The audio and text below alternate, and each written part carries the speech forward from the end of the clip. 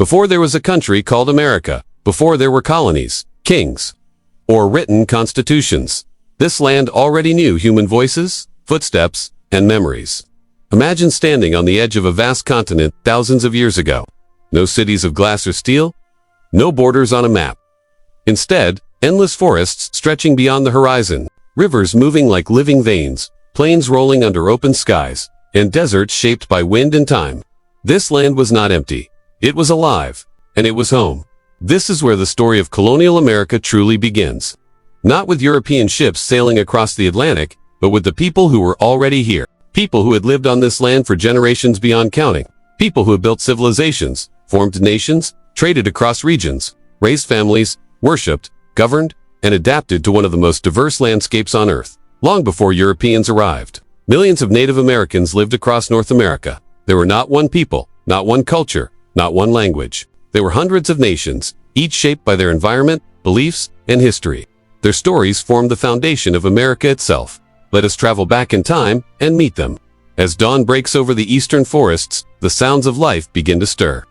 In what is now the southeastern United States, a Cherokee village wakes with the sun. Smoke rises gently from clay. Women prepare meals made from corn, beans, and squash, crops that have been carefully cultivated for generations. Elders gathered to share stories, passing down history not through books, but through memory and spoken word. The Cherokee were farmers, builders, and thinkers. They lived in permanent towns, not temporary camps. Their society was organized around clans, family ties, and councils. Decisions were often made collectively, with respect for wisdom and experience. They believed that balance mattered. Balance between people, balance with nature, balance between the physical world and the spiritual one. To the Cherokee, the land was sacred. Mountains, rivers, and animals were not separate from human life. They were connected. Hunting was done with respect. Crops were grown with care. Nothing was taken without purpose, because everything had meaning. Travel north, and the forests grow thicker, colder, and deeper. Here lived the Iroquois, one of the most influential Native American civilizations in history, known as the Haudenosaunee, or people of the Longhouse. The Iroquois built large wooden structures that housed multiple families under one roof. These longhouses were more than homes. They were symbols of unity. The Iroquois Confederacy, made up of several nations including the Mohawk, Oneida, Onondaga, Cayuga, and Seneca, created a political system that emphasized cooperation and law. They developed the Great Law of Peace, a constitution-like system that guided governance, justice, and diplomacy. Leaders were chosen. Councils debated issues, and decisions aimed to benefit future generations, not just the present. This idea, thinking 7 generations ahead, shaped how they treated the land and each other. War was not their first answer. Diplomacy mattered. Unity mattered. Their system of government would later influence European thinkers, even playing a role in shaping ideas used in modern democratic systems. While forests dominated the east, the land changed dramatically as you moved westward. Open plains stretched endlessly under wide skies. Here lived the Sioux, a people whose lives were closely tied to the buffalo. The buffalo was more than an animal. It was survival itself. Every part of the buffalo was used. Meat for food, hides for clothing, and shelter. Bones for tools. Nothing was wasted. The Sioux followed the herds across the plains, adapting their movements to the rhythms of nature. Their social life revolved around community, storytelling, and ceremony. Songs, dances, and rituals honor the spirits they believed guided the world. The Sioux did not see land as something to be owned. The plains were shared. The earth was not property. It was a living being that provided when respected and punished when abused. This belief shaped their way of life and their resistance to later European ideas of land ownership. Far to the southwest, where deserts tested human endurance, the Apache learned to survive in some of the harshest conditions on the continent. The land here was unforgiving, but the Apache were resilient. They became expert hunters, gatherers, and warriors, moving skillfully across mountains and deserts. Apache society valued independence, courage, and adaptability. Families were tight-knit. Knowledge of the land was passed from elders to youth. They understood weather patterns, animal behavior, and the hidden sources of water that meant life or death. Spiritual beliefs were deeply connected to nature, with rituals that sought harmony between the human and spiritual worlds. To survive here required intelligence, respect, and balance. The Apache did not conquer the land. They learned it. Along the Atlantic coast, where rivers met the sea, lived the Powhatan people. Their villages dotted the waterways of what is now Virginia. Fishing, farming, and trade shaped their daily lives. Cornfields grew near rivers, canoes moved goods, and people across vast networks of water routes. The Piata were part of a larger political alliance, led by a chief known as the Piata Nan, a title passed through leadership. This confederation allowed different tribes to cooperate, trade, and protect their territory. Social order, ritual, and respect for leadership kept communities stable. This is the world that existed when European ships finally appeared on the horizon. Native American social life was rich and structured. Families were central. Elders were respected as keepers of history and wisdom. Children learned by watching, listening, and participating in daily life. Education did not happen in classrooms. It happened in fields, forests, and around fires at night. Trade connected distant regions long before Europeans arrived. Copper from the Great Lakes, shells from the coasts, obsidian from volcanic regions, and agricultural goods moved across vast trade networks. These exchanges spread ideas, technologies, and cultural practices. North America was not isolated. It was connected. Agriculture varied by region, but it was advanced and sustainable. Crops like corn, beans, and squash, known as the Three Sisters, were grown together because they helped each other thrive. Corn provided structure. Beans enriched the soil. Squash protected the ground. This method showed deep ecological understanding. Beliefs were deeply spiritual, but diverse. Some tribes believed in a great spirit. Others believed in many spheros connected to animals, plants, and natural forces. Ceremonies marked seasons, births, deaths, and important events. Stories explained the world and taught values. These beliefs shaped behavior, encouraging respect, humility, and responsibility. Perhaps the most important difference between Native American and European worldviews was the relationship with the land. Europeans would arrive believing land could be claimed, divided, bought, and sold. Native Americans believed land was shared. It was not owned by individuals. It was held in trust for future generations. This difference would later lead to conflict, misunderstanding, and tragedy. But at this moment in history, before colonization, Native American societies were thriving in their own ways, on their own terms. So when we ask the question, what was America like before colonization? The answer is clear. It was not a wilderness waiting to be discovered. It was a homeland. It was a network of nations, cultures, and civilizations that had already adapted to the land over thousands of years. This foundation matters, because the story of colonial America is not just about settlers building new lives. It is also about what already existed and what would be challenged, changed, and often destroyed. To understand the colonies, we must first understand the people who came before them. Their knowledge, systems, and ways of life shaped the land Europeans would later claim. Their resistance and resilience would shape history for centuries to come. America did not begin with colonization. It began long before, with voices around fires, footsteps across plains, and civilizations deeply rooted in the land. This is where the story truly starts. The story of European colonization does not begin on American shores. It begins thousands of miles away, in crowded cities, royal courts, and restless ports across Europe. To understand why Europeans crossed an unknown ocean, we first have to step into their world and feel the pressure, fear, ambition, and hope that pushed them forward. Imagine Europe in the late 1400s. Stone cities packed tightly inside walls. Streets narrow and loud. The smell of smoke, animals, and human life fills the air. Kings rule by divine right. The church shapes belief, law, and daily behavior. Most people are poor farmers who will never travel farther than the next village. But change is coming, and it is unsettling everything. Europe is hungry, not just for food, but for power. Gold and silver flow into kingdoms from trade routes that stretch toward Asia and the Middle East. Spices like pepper, cinnamon, and cloves are worth more than their weight in gold.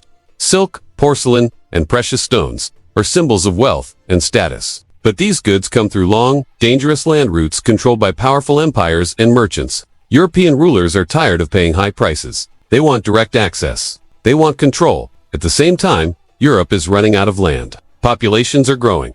Farmland is limited. Younger sons of nobles inherit nothing. Poor farmers struggle to survive. Cities swell with people who have no opportunity. Across Europe, there is a growing sense that the old world is too small. Religion adds another powerful force. Christianity dominates Europe, and many rulers believe it is their duty to spread their faith. After centuries of conflict with Muslim powers, especially during the Crusades, Christian leaders see expansion as both a spiritual mission and a political one. Converting new lands means saving souls and expanding influence. And then there is curiosity. New technologies are changing what is possible. Ships are stronger and faster. Compasses allow sailors to navigate open oceans. Maps are improving. Stories circulate of lands beyond the horizon, filled with wealth and mystery. For the first time in history, crossing the Atlantic no longer seems impossible. It seems risky, terrifying, but possible. This is the world that gives birth to exploration. In the ports of Spain and Portugal, ships rock gently in the water as sailors prepare for journeys that could last months or years. They do not know what lies ahead. Some believe the ocean is endless. Others fear sea monsters and falling off the edge of the world. But fear is outweighed by promise. Spain is newly unified and powerful.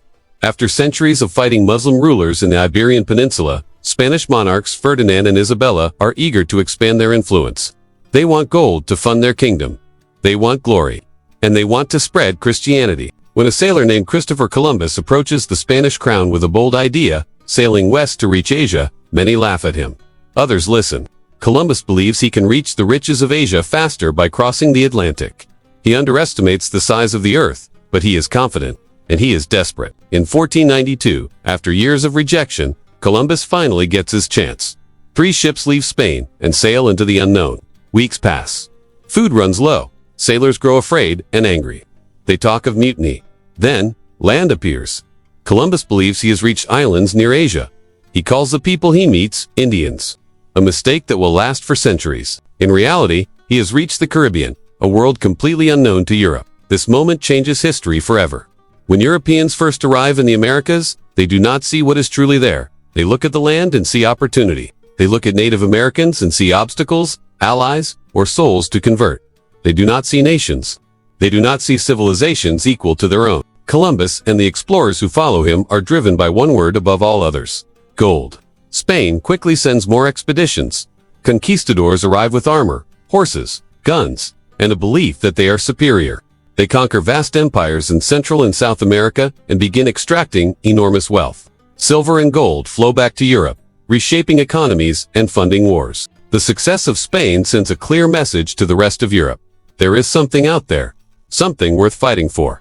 France, England, and the Netherlands do not want to be left behind. France approaches exploration differently. French explorers move into North America, especially Canada and the Mississippi River region. They are less focused on large settlements at first and more interested in trade, especially for beaver pelts are in high demand in Europe for making hats and clothing.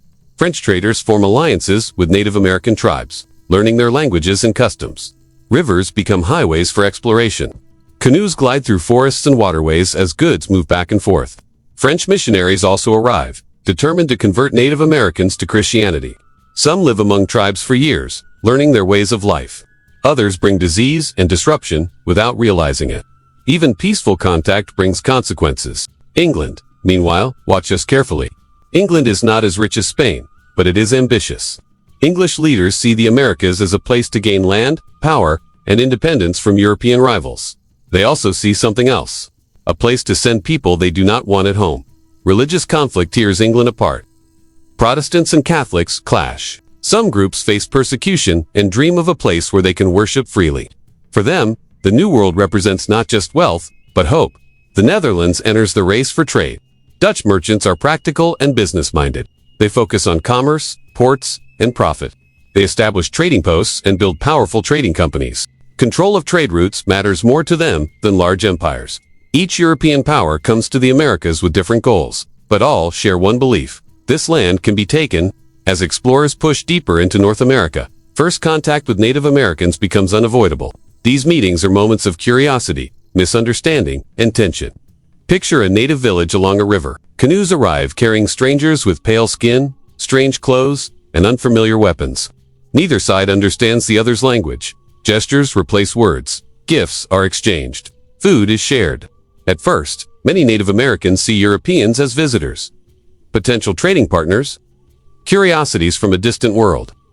Europeans, in turn, rely heavily on native knowledge to survive. Native guides show them how to find water, grow crops, hunt local animals, and navigate the land. But beneath these early interactions lies a dangerous misunderstanding. Europeans believe land can be claimed simply by planting a flag. Native Americans believe land is shared and respected. Europeans believe gold and wealth define success. Native Americans believe balance and survival matter more. Europeans believe their religion gives them authority. Native Americans believe spiritual power exists in many forms. These differences do not stay hidden for long. Disease arrives quietly, long before permanent settlements are built. Europeans carry viruses like smallpox, measles, and influenza. Native Americans have no immunity. Entire villages fall ill. Populations collapse. Elders die. Knowledge disappears. Europeans often misinterpret this tragedy. Some see it as proof that God favors them. Others barely notice. But for Native Americans, the impact is devastating. Societies weaken just as Europeans grow stronger. Exploration continues. Spanish explorers search Florida and the Southwest for cities of gold. French explorers map rivers and forests. English explorers scout coastlines, dreaming of colonies. Each expedition gathers information that will later be used to claim land and build settlements. Maps are drawn. Names are changed. Lands are renamed after European kings and saints. What was once home becomes territory. By the early 1600s, the purpose of exploration begins to shift. It is no longer just about discovery. It is about control. European nations realize that to protect their claims, they must settle people permanently. They must build towns, farms, and forts. Colonization becomes the next step, but this decision is not inevitable. It grows out of fear and competition. Europe fears rivals gaining too much power. If Spain controls the Americas, it controls wealth. If France dominates trade routes, it controls commerce. If England does nothing, it falls behind. So colonization begins not as a single plan, but as a series of choices driven by greed, faith, fear, and ambition. At its core, European colonization starts with a simple question. What if there is more? More land, more wealth, more power, more freedom. For kings, colonization promises riches and influence. For merchants, it offers new markets. For missionaries, it offers souls to save. For the poor and persecuted, it offers a chance to start over. But every promise carries a cost. Europeans do not arrive in an empty world. They arrive in a land already shaped by history, culture, and people. Their motives collide with Native American ways of life in ways that will transform both worlds forever. This is why colonization even started. Not by accident, not by destiny, but by human choices driven by desire and belief. And now, with exploration complete and motives clear, the stage is set for what comes next. Permanent settlements? Conflict. Cooperation? Survival. The age of colonies is about to begin. Europeans did not set sail across the Atlantic in a vacuum. Every ship, every expedition, every captain carried centuries of dreams, fears, and ambitions. In the late 15th century, Europe was a continent on the move. It was bursting with curiosity, yet constrained by rigid hierarchies and desperate for wealth. Wars had left kingdoms hungry for power. Trade networks choked under taxes and middlemen. The church demanded souls and loyalty. It was a moment ripe for bold choices, and the Americas lay just beyond the horizon, mysterious and vast. Spain, the most aggressive power at the time, had only recently united under Ferdinand and Isabella. After decades of fighting the Moors, the Spanish crown sought not just security, but glory and wealth. The story goes that in 1492, when Columbus finally received royal backing for his westward voyage, the monarchs were desperate to prove themselves as global leaders. Spain wanted gold, territories, and the power to shape the new world in its image. Religion, too, was inseparable from ambition. Catholicism was a unifying force for the crown, and spreading faith to new lands was seen as both a divine duty and a political strategy. Columbus himself was a mix of dreamer and opportunist. He believed he could reach the riches of Asia by sailing west, underestimating the size of the Atlantic and the vastness of the unknown lands. His first voyage would change history forever, not because he found the riches he sought, but because he encountered an entirely new world and its people. Landing in the Caribbean, Columbus believed he had reached islands near Asia, but the lands were vibrant and teeming with civilizations that had existed for thousands of years. His journals described curiosity and wonder, but also a transactional vision. The land could yield gold. The people could serve labor or conversion, and Spain would gain dominance. Yet Spain was not alone in its ambition. France, England, and the Netherlands watched Spain's early success with a mix of fear, envy, and determination. France's explorations moved inland, tracing rivers and forests across what is now Canada and the Mississippi Valley. Unlike the Spanish, the French often prioritized trade over conquest. The fur trade became a driving force, linking Native American societies to European markets. French explorers learned to navigate rivers and mountains, forming alliances with indigenous communities. They realized that survival in this new land depended on cooperation, knowledge, and respect for local resources. Unlike Spanish conquistadors who sought immediate wealth, the French often embedded themselves within native societies, sharing language and customs to secure trade routes. England's interest grew later but became equally ambitious. In the early 1600s, the English saw the Americas as a land to settle, not just explore. Religious persecution at home between Catholics and Protestants pushed people to imagine new societies across the ocean, where they could practice their faith freely. For the English crown, colonization was strategic. If England failed to claim territory, rivals like Spain or France would gain an edge. Settlements would secure trade routes, create agricultural exports, and provide a base for further expansion. Merchants, too, were eager. England lacked the wealth of Spain, but it had commerce, ambition, and a population ready to risk everything for opportunity. The Netherlands approached exploration with a different mindset. Dutch explorers were merchants first, colonizers second. Their focus was trade, ports, and profit.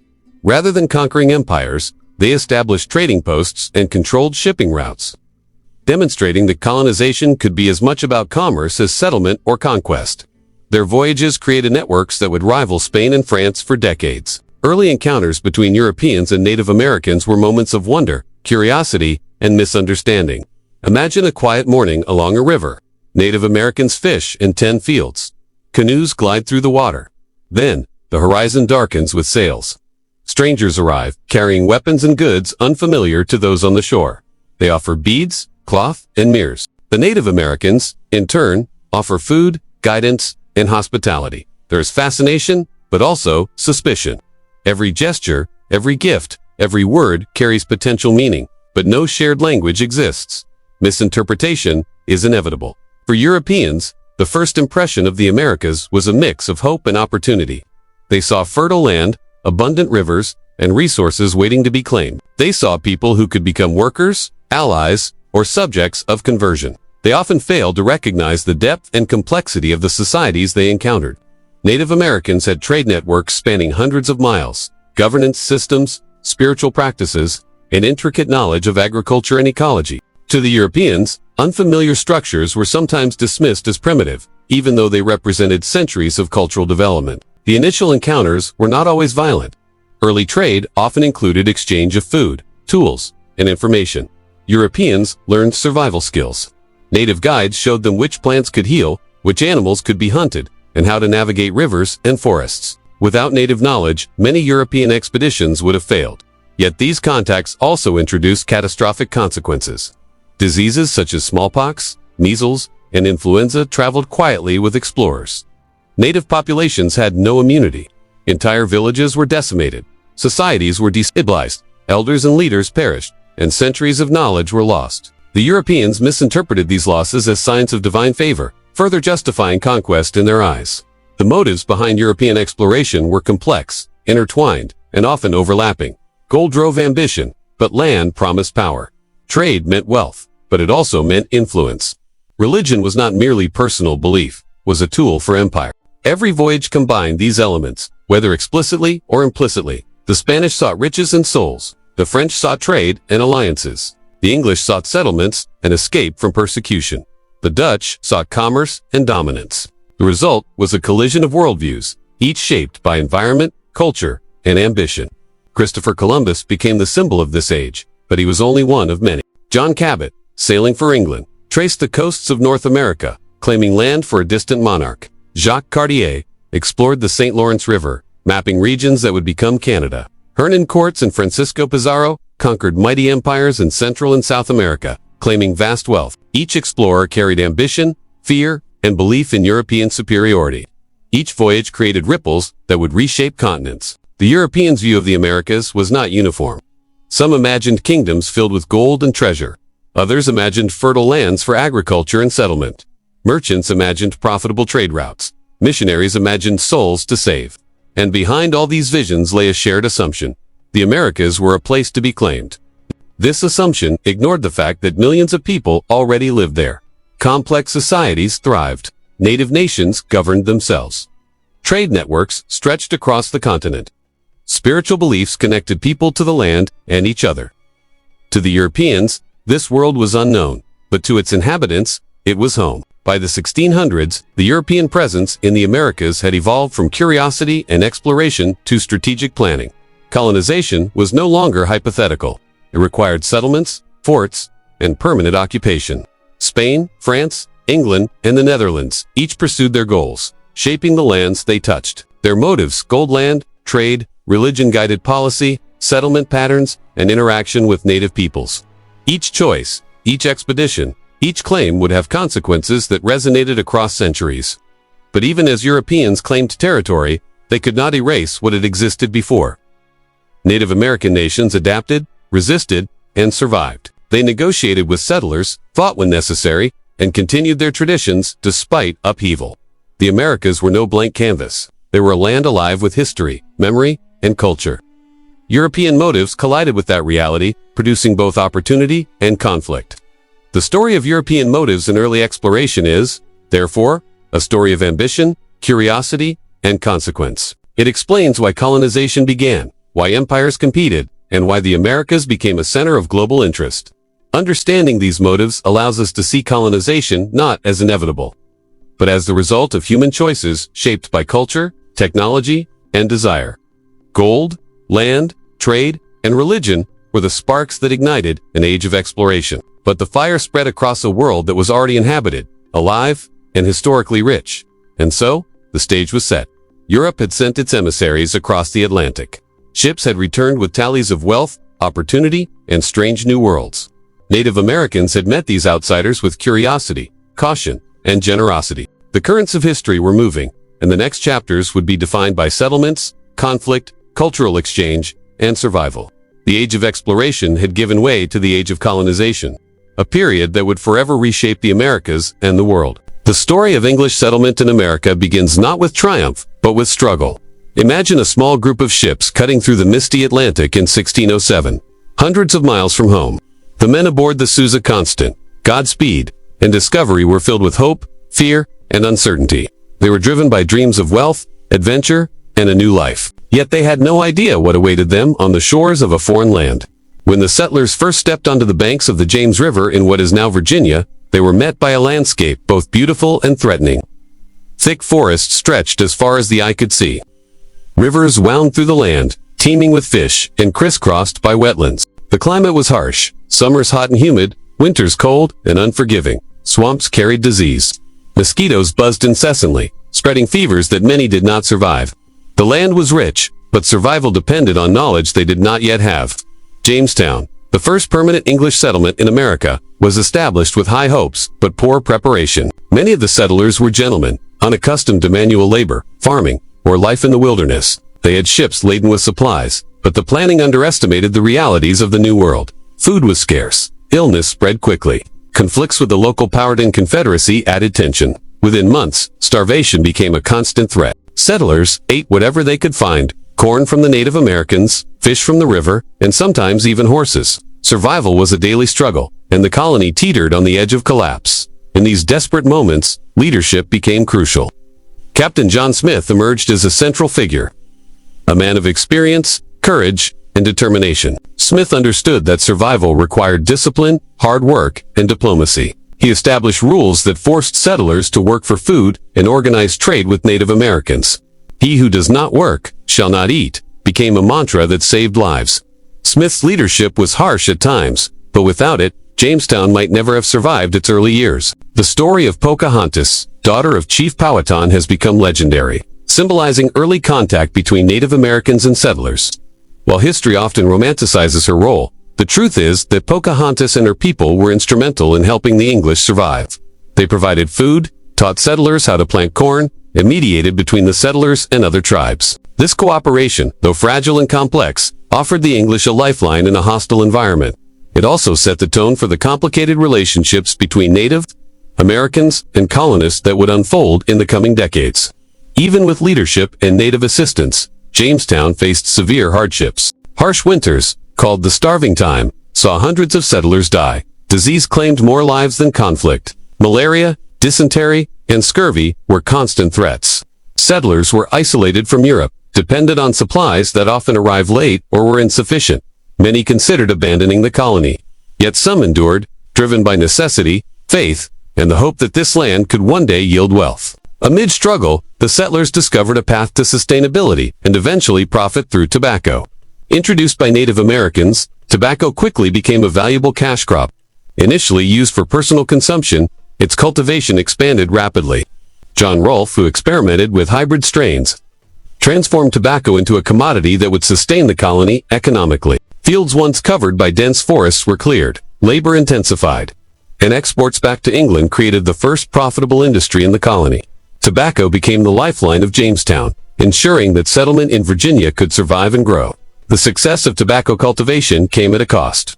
Labor became a central concern. Early on, settlers relied on indentured servants, men and women, who agreed to work for a set number of years in exchange for passage to America.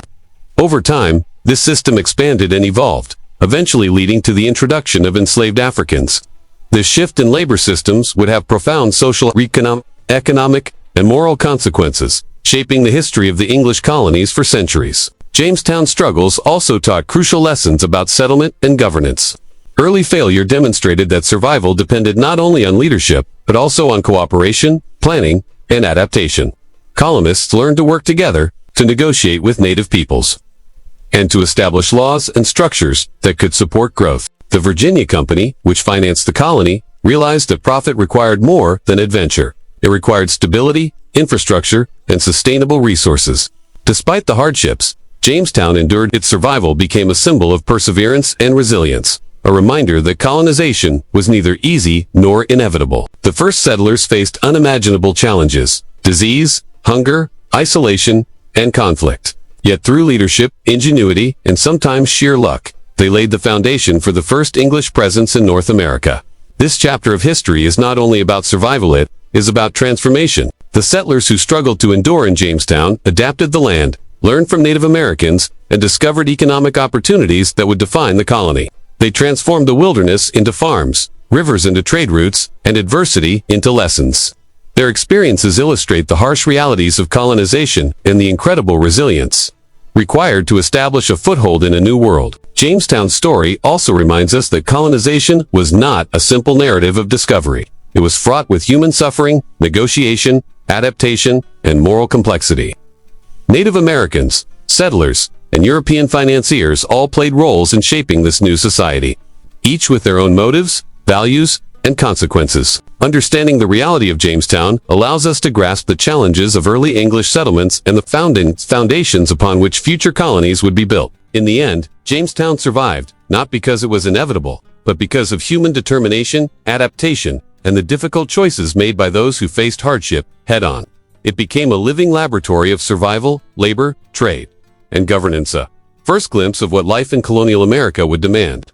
The story of Jamestown is a story of struggle, ingenuity, and the harsh reality of starting over in a land already full of life, culture, and complexity. The first years of English settlement in Virginia were defined by a constant battle with the unknown. For those who arrived on the shores in 1607, the New World was at once beautiful and deadly. Towering forests stretched endlessly, hiding rivers, swamps, and wildlife unfamiliar to European eyes. Summers were hot and humid, winters bitterly cold. Mosquitoes carried fevers, rivers bred disease, and food sources were unpredictable. Every day was a test of endurance, courage, and adaptability. When the settlers stepped onto the banks of the James River, hope mingled with anxiety. They carried the weight of the Virginia Company's ambitions, dreams of wealth, and the pressure of leaving home behind forever. Many were gentlemen unused to hard labor. Their skills were in management, negotiation, and command, not planting fields or hunting game. Others were craftsmen or laborers, but the harshness of the environment humbled even the most experienced. The land offered promise, but only to those willing to endure relentless hardship. The first winter proved nearly fatal. Settlers struggled to find clean water, build shelters, and grow food. They tried planting European crops that failed in the unfamiliar soil and climate. Malnutrition, disease, and exposure took a heavy toll. Men grew weak, morale fell, and the reality of the New World sank in. Survival was not guaranteed. Stories from this period describe desperate measures, including eating roots, fish, and whatever game could be caught. Some settlers even resorted to eating the dead, a grim testament to the severity of their situation. Amid this chaos, leadership became crucial. Men who could organize work, negotiate with local tribes, and maintain discipline were the colony's lifeline. Leadership was not just about giving orders. It was about understanding the environment, allocating scarce resources, and maintaining hope. The settlers learned quickly that inaction meant death, and cohesion could mean survival. Every decision, from who tended fields to how the village was organized, carried life or death consequences. Relations with Native Americans were another delicate and essential element. The Powhatan Confederacy dominated the region, a complex network of tribes with sophisticated social, political, and economic systems. Native people had lived here for generations, and their knowledge of the land was critical. They knew where to hunt, what crops to plant, and how to avoid disease and natural hazards. For early settlers, alliances with these communities were a matter of life or death. Initial interactions were cautious. Both sides studied each other, weighing threat and opportunity.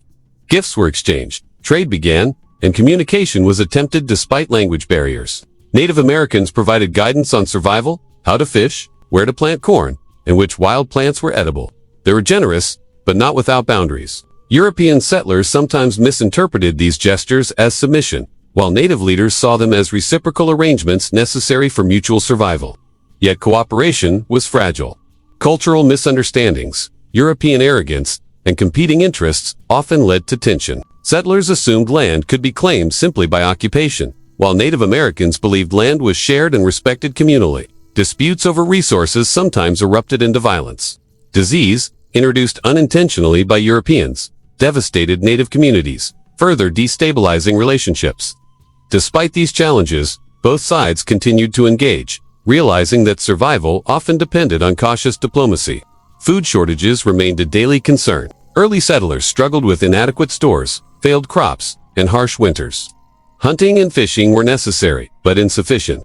Colonists experimented with local agriculture, planting corn and other native crops, sometimes with guidance from Native Americans. Over time, experimentation led to a modest understanding of the land's potential, though success remained limited. Malaria and other illnesses continued to decimate the population. Economic opportunity emerged gradually. Early settlers discovered that certain native crops, once cultivated and traded, could generate income for the colony. Experimentation with agriculture, coupled with European knowledge of planting techniques, eventually gave rise to profitable crops. These early successes were slow, painstaking, and fraught with failure. Each harvest was a gamble against nature, disease, and human error. Yet it was through trial and error that settlers began to establish a sustainable presence. Settlement life demanded cooperation and ingenuity. Colonists organized work into teams for building shelters, tending crops, and defending the settlement. Women played vital roles, preparing food, making clothing, and helping maintain community cohesion. Children learned survival skills early, often working alongside adults to gather food or care for animals. Every member of the community contributed, and survival depended on collective effort. Governance evolved in response to necessity. Early settlers realized that disorder would mean disaster. They developed basic rules, councils, and procedures for decision-making, often drawing on English customs adapted to local conditions. Leadership rotated among those most competent at organizing work, negotiating with Native Americans, and managing scarce resources. While conflict and disagreement were common, these early governance structures laid the groundwork for more formal colonial administration in the years to come. Interactions with Native Americans continued to shape life in the colony. Trade became increasingly important. Corn, fish, and game from the Powhatan Confederacy supplemented European supplies, while settlers offered metal tools, beads, and other goods. Native knowledge of the land enabled settlers to hunt effectively, identify medicinal plants, and adapt European farming methods to the new environment. At the same time, cultural differences and misunderstandings sometimes led to skirmishes, reinforcing the fragile balance between cooperation and conflict. As settlers gained experience, they began to manipulate the environment more strategically. Forests were cleared for planting, rivers were used for transport, and settlements were organized to maximize access to water and defensible positions. This required labor, planning, and constant vigilance. Colonists learned that the New World demanded constant adaptation. Ignoring local conditions meant death. Despite the hardships, moments of progress and hope appeared. Successful harvests brought temporary relief. Improved shelters provided better protection from the elements. Alliances with Native Americans allowed trade and mutual support. Individuals distinguished themselves through bravery, innovation, and leadership, creating examples for the community to follow. These small victories were essential for morale, demonstrating that survival, while difficult, was possible. The psychological toll of early settlement was immense. Fear, uncertainty, and loss weighed heavily on the colonists. Many questioned whether the effort was worth the risk. Letters and journals from the period reflect a mixture of despair and determination. Those who survived often credited their endurance to faith, discipline, and the relentless drive to adapt. Over time, the settlement stabilized. Knowledge accumulated through experience, mistakes, and guidance from Native Americans. Settlers developed agricultural practices suited to local conditions. Governance became more structured. Trade networks expanded. While survival was never guaranteed, the colony now had the foundations for growth. These first years were formative not only for the settlers, but for the entire colonial project. They demonstrated the challenges inherent in creating a European settlement in North America, the importance of native alliances, and the critical role of leadership and adaptation. They also highlighted the precariousness of life on the frontier where, one harsh winter, one disease outbreak, or one failed harvest could undo years of effort. In the end, the story of these early English settlements is a story of resilience. It is about the struggle to survive in a land that was at once generous and unforgiving. It is about the intersection of cultures, the necessity of adaptation, and the human capacity to endure hardship. The lessons learned in these first years would shape colonial life for generations, providing both cautionary tales and models of perseverance. The first settlements were not idle, they were experiments in endurance, cooperation, and human determination. Every success was hard-won, every failure brutal. Yet through hardship, the settlers began to transform the land, themselves, and the future of English colonization in North America. Their survival proved that life in the New World was possible, but never easy. The story of Plymouth begins not on American soil, but across the Atlantic, in the cramped streets and cold winters of England. It is a story of faith, persecution, and a relentless search for a place where belief could be freely practiced. The Puritans and Pilgrims were not adventurers chasing gold or glory, they were travelers, driven by conscience, yearning for religious freedom. Their journey would reshape both their lives and the history of North America. In the early 1600s, England was a nation of religious tension. The Church of England had separated from the Catholic Church decades earlier, but many Christians felt the new church remained too close to the old ways. They wanted to purify worship, to simplify ceremonies, and to practice their faith according to Scripture alone. These Puritans, as they were called, faced suspicion, fines, and imprisonment. For some, staying in England was impossible.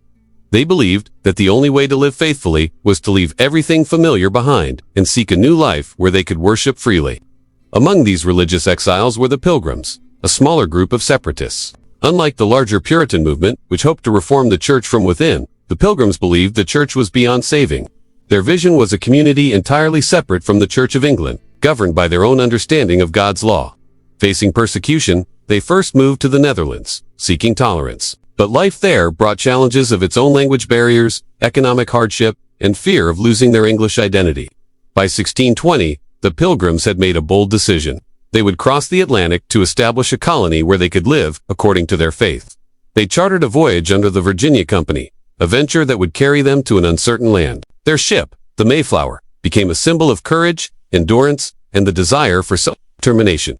The voyage was perilous. Imagine over 100 passengers crammed into a wooden vessel, seasickness and storms constantly threatening lives. Food was limited, water often spoiled, and the rolling Atlantic made every day an ordeal. Yet amid fear and discomfort, hope persisted. Passengers shared stories, prayed together, and encouraged one another. For many, survival was intertwined with faith. They believed God guided them across the treacherous waters to this new land. When the Mayflower finally reached the shores of what is now Massachusetts, the Pilgrims faced another challenge. They had missed their intended destination. Rather than landing within the Virginia colony's chartered boundaries, they arrived far to the north, in an unfamiliar and harsh winter landscape. Snow blanketed the forests, rivers froze, food was scarce, shelter had to be built from scratch. The new world was beautiful, but unforgiving. Before stepping ashore, the Pilgrims realized that law and order were essential. Without formal authority, disagreements over land, resources, and leadership could threaten survival.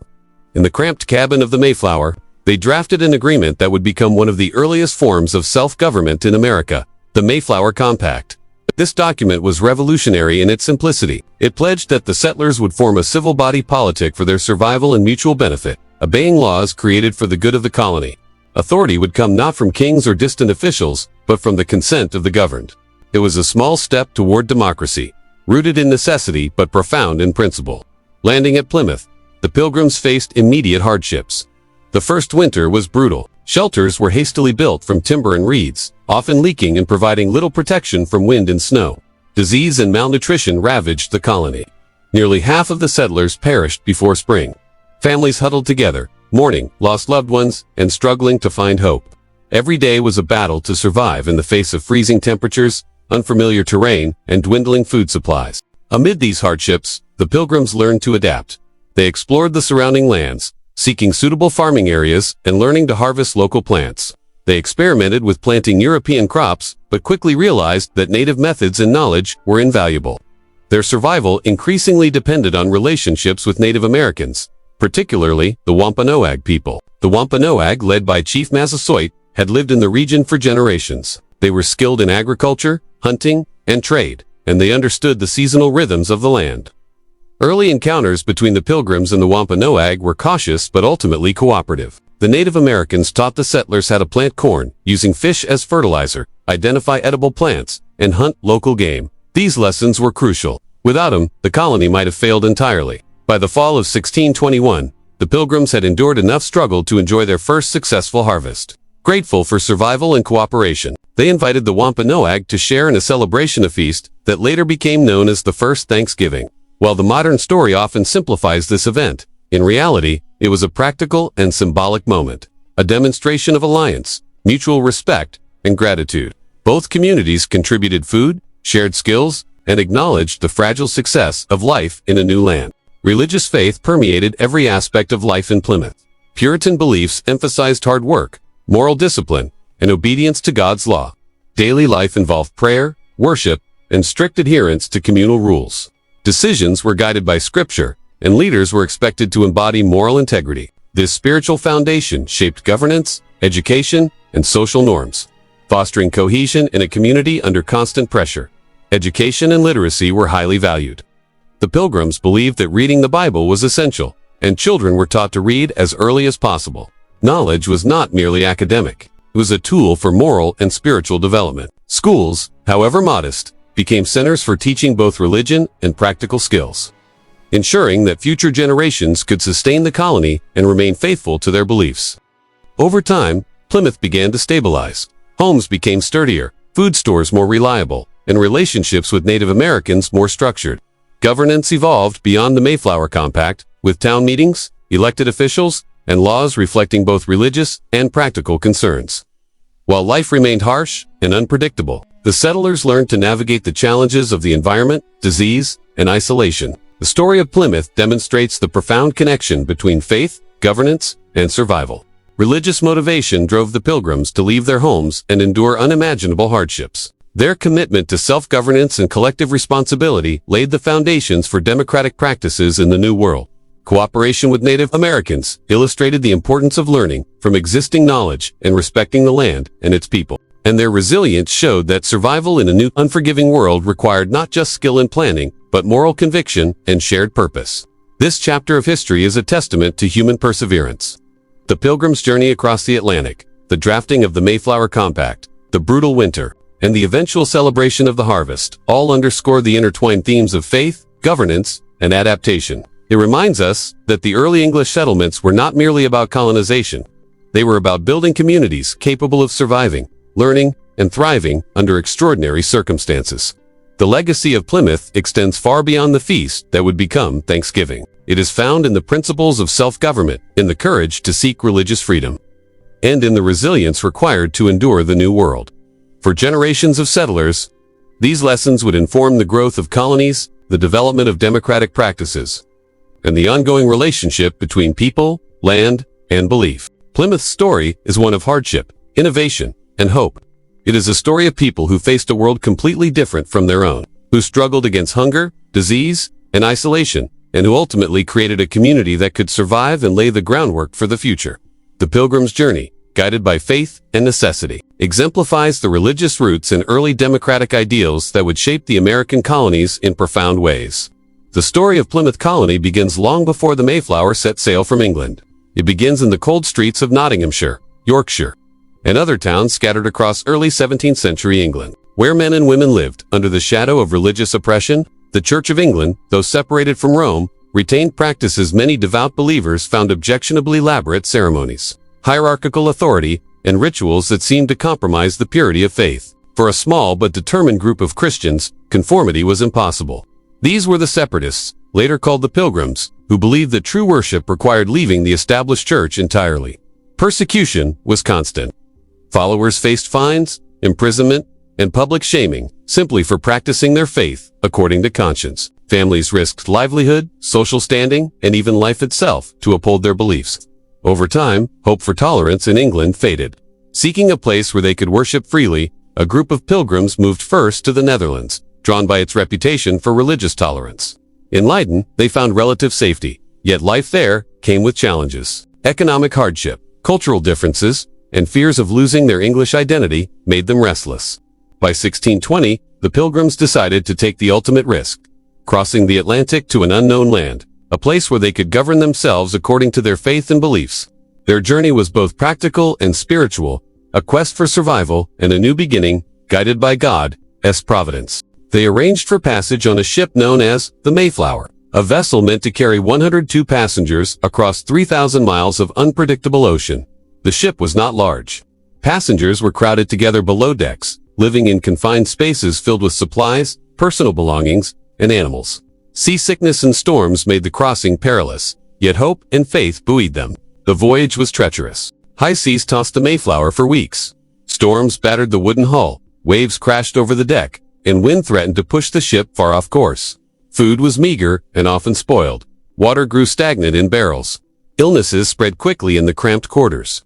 Despite these conditions, the passengers maintained routines of prayer, reading scripture, and supporting one another. Faith became both anchor and shield, offering meaning amid fear and uncertainty. After 66 days at sea, the Mayflower sighted land. Yet the moment was not relief, but new uncertainty. They had missed their intended destination, the Virginia colony, and arrived far to the north, in what is now Massachusetts. The landscape was unfamiliar. Harsh winter winds cut across the barren coastline, and forests stretched endlessly inland, hiding rivers, hills, and unknown dangers. Snow blanketed the ground, and the cold threatened the settlers before they could even begin to build shelters. Every step on this foreign land carried risk. Before disembarking, the Pilgrims faced a critical problem: governance. Their charter had been based on the Virginia colony, but they were now outside its legal bounds. Without a formal government, disputes over land, resources, and authority could destabilize the fledgling colony. In response, the men aboard drafted the Mayflower Compact, a brief but revolutionary document. In it, they pledged to form a civil body politic for the good of the colony, to obey laws made for the common good, and to govern themselves through majority rule. Authority came from the consent of the governed, not from a distant king or company. Though short, the compact laid a foundation for self-government that influenced American political development for centuries. Upon landing, the Pilgrims faced immediate challenges. They had to build shelters in a frozen, forested wilderness, gather food, and protect themselves from exposure. Many were ill from the voyage, and their numbers were reduced by disease. The harsh climate, combined with inadequate supplies and unfamiliar terrain, made survival a daily struggle. Settlers worked together to fell trees, construct homes, and clear land for planting. Every action was a race against winter, disease, and scarcity. The colony's survival depended in large part on the guidance and cooperation of local Native Americans. The Wampanoag people, led by Chief Massasoit, had inhabited the region for generations. They understood the land, rivers, and seasons in a way the newcomers could not. Initial contact was cautious. Both sides observed, exchanged gifts, and tested trust. The Wampanoag taught the Pilgrims critical survival skills: how to plant corn, where to fish, and which wild plants were edible. They showed how to fertilize crops with fish and maintain soil fertility. This knowledge proved vital. Without it, the colony might have collapsed in its first year. Despite guidance, the first winter was devastating. Nearly half of the Pilgrims perished due to cold, malnutrition, and disease. Families were shattered. Survivors faced grief, fear, and relentless hardship. Yet amidst suffering, communal bonds strengthened. Shared labor, prayer, and mutual support created resilience. Those who survived became determined to endure, seeing each small success as a sign of divine favor. By the following year, the settlers began to establish patterns of life that would sustain the colony. They cleared fields for crops, built sturdier homes, and organized work into communal teams. Every member of the community, from the youngest child to the oldest elder, contributed. Women managed households, prepared food, tended gardens, and often cared for the sick. Children learned skills essential for survival, helping plant crops, collect firewood, and assist in daily chores. Work, faith, and cooperation became inseparable. Religion remained central to life. Puritan beliefs emphasized moral discipline, hard work, and obedience to God's law. Daily routines were structured around worship, prayer, and scripture. Laws and community rules were influenced by faith, guiding behavior and social conduct. Church attendance was mandatory, and spiritual leaders held considerable authority. Yet governance was practical as well as spiritual. Town meetings allowed settlers to make decisions collectively, demonstrating the blending of religious conviction with emerging democratic practice. In the fall of 1621, after months of labor, hardship, and careful planting, the Pilgrims achieved a successful harvest. They decided to celebrate, inviting the Wampanoag to join them. This feast, often remembered as the first Thanksgiving, was both practical and symbolic. Food was shared, alliances were acknowledged, and gratitude for survival was expressed. Cornfish, deer, and other local foods formed a menu. The event reflected not only the harvest, but the delicate balance between two cultures navigating a new world together. Education and literacy were highly valued. The Pilgrims believed that reading the Bible was essential for understanding God's will. Children were taught to read early, learning both religious and practical knowledge. Education ensured that future generations could sustain the colony, maintain faith, and participate in governance. Schools, though modest, became centers for moral and intellectual development. Over time, Plymouth stabilized. Governance evolved beyond the Mayflower Compact, with structured town meetings, elected officials, and laws reflecting both faith and practicality. Relationships with Native Americans became formalized, encompassing trade, diplomacy, and mutual defense. Settlers learned to navigate the harsh environment with increasing skill. Crops improved, homes became more secure, and the community grew. Yet, life remained challenging. Illness, storms, and scarcity were constant concerns. The story of Plymouth illustrates the intertwined roots of religious conviction and early democratic practice in English America. Faith motivated the settlers to endure extraordinary hardships, shaping the colony's social, political, and economic structures. The Mayflower Compact exemplified early self-government, demonstrating that law and authority could be rooted in mutual consent rather than distant rulers. Cooperation with Native Americans showed the necessity of learning from those who knew the land best. This chapter is a testament to human perseverance. It reminds us that the first settlements were not simple adventures, they were experiments in survival. Governance and community building. The Pilgrims' journey, from England to the Mayflower to Plymouth, highlights the importance of faith, resilience, and self-determination. Their successes and failures shaped the foundations of colonial America and influenced the development of democratic ideals and religious freedom for generations to come. Plymouth Colony's legacy is profound. Its story encompasses survival in a harsh environment, the establishment of self-governance, the importance of community, and the integration of moral and spiritual values into everyday life. The first Thanksgiving represents not just a feast, but the possibility of cooperation, gratitude, and cultural exchange in a new world. Education, faith, and law combined to create a society that could endure, adapt, and lay the foundation for future colonies. In the end, Plymouth was more than a settlement. It was a living experiment in endurance, belief, and self-fulfillment. It demonstrates that the earliest English colonies were shaped not just by economic ambition, but by moral purpose, religious commitment, and the courage to face the unknown. Through hardship and cooperation, the Pilgrims carved out a foothold in North America, leaving a legacy that continues to inform the story of the United States. By the mid-17th century, the English colonies along the eastern coast of North America were no longer small outposts struggling to survive. They had begun to grow, expand, and differentiate, each developing unique identities shaped by geography, climate, resources, and the people who settled there. From the rocky shores of New England to the fertile fields of the southern colonies, life in colonial America was both challenging and full of opportunity. To understand the growth of these colonies, one must explore not just their maps or trade goods, but the daily lives of the people who carved communities out of wilderness and forged a new society. The New England colonies, including Massachusetts, Rhode Island, Connecticut, and New Hampshire, were defined by their harsh climate and rocky soil. Winters were long and bitterly cold, summers short but productive. Farming was difficult. Fields were small, soil thin, and growing seasons limited. Yet the people of New England were resourceful and industrious. Survival demanded cooperation, skill, and innovation. Families cleared forests, planted crops such as corn, beans, and squash, and raised livestock to supplement their food supply. Fishing became a lifeline, both for sustenance and trade, as the Atlantic waters teemed with cod, herring, and other fish. Shipbuilding grew into a vital industry. Timber from vast forests fed sawmills and shipyards, producing vessels for fishing, trade, and transport. Towns such as Boston became hubs of commerce, linking the colonies to Europe and the Caribbean. Trade was not limited to fish. Lumber, furs, and other raw materials were exchanged for manufactured goods and luxury items. Commerce required skills in navigation, negotiation, and recording. New England's economy was closely tied to the ocean, shaping a society that valued hard work, cooperation, and education. Education and religion were central in New England. Communities often built schools before meeting houses, believing literacy essential to read the Bible and understand God's law. Puritan beliefs emphasized moral discipline, community responsibility, and religious observance. Children were taught obedience, reading, and practical skills from an early age. Social life revolved around church, town meetings, and communal events, fostering cohesion in communities constantly challenged by harsh weather and limited resources. Women in New England played vital roles in both home and community. They managed households, prepared food, tended gardens, cared for children, and assisted in small-scale productions such as spinning, sewing, and candle making. While society was patriarchal, women wielded influence in sustaining families, educating children, and preserving religious and moral norms.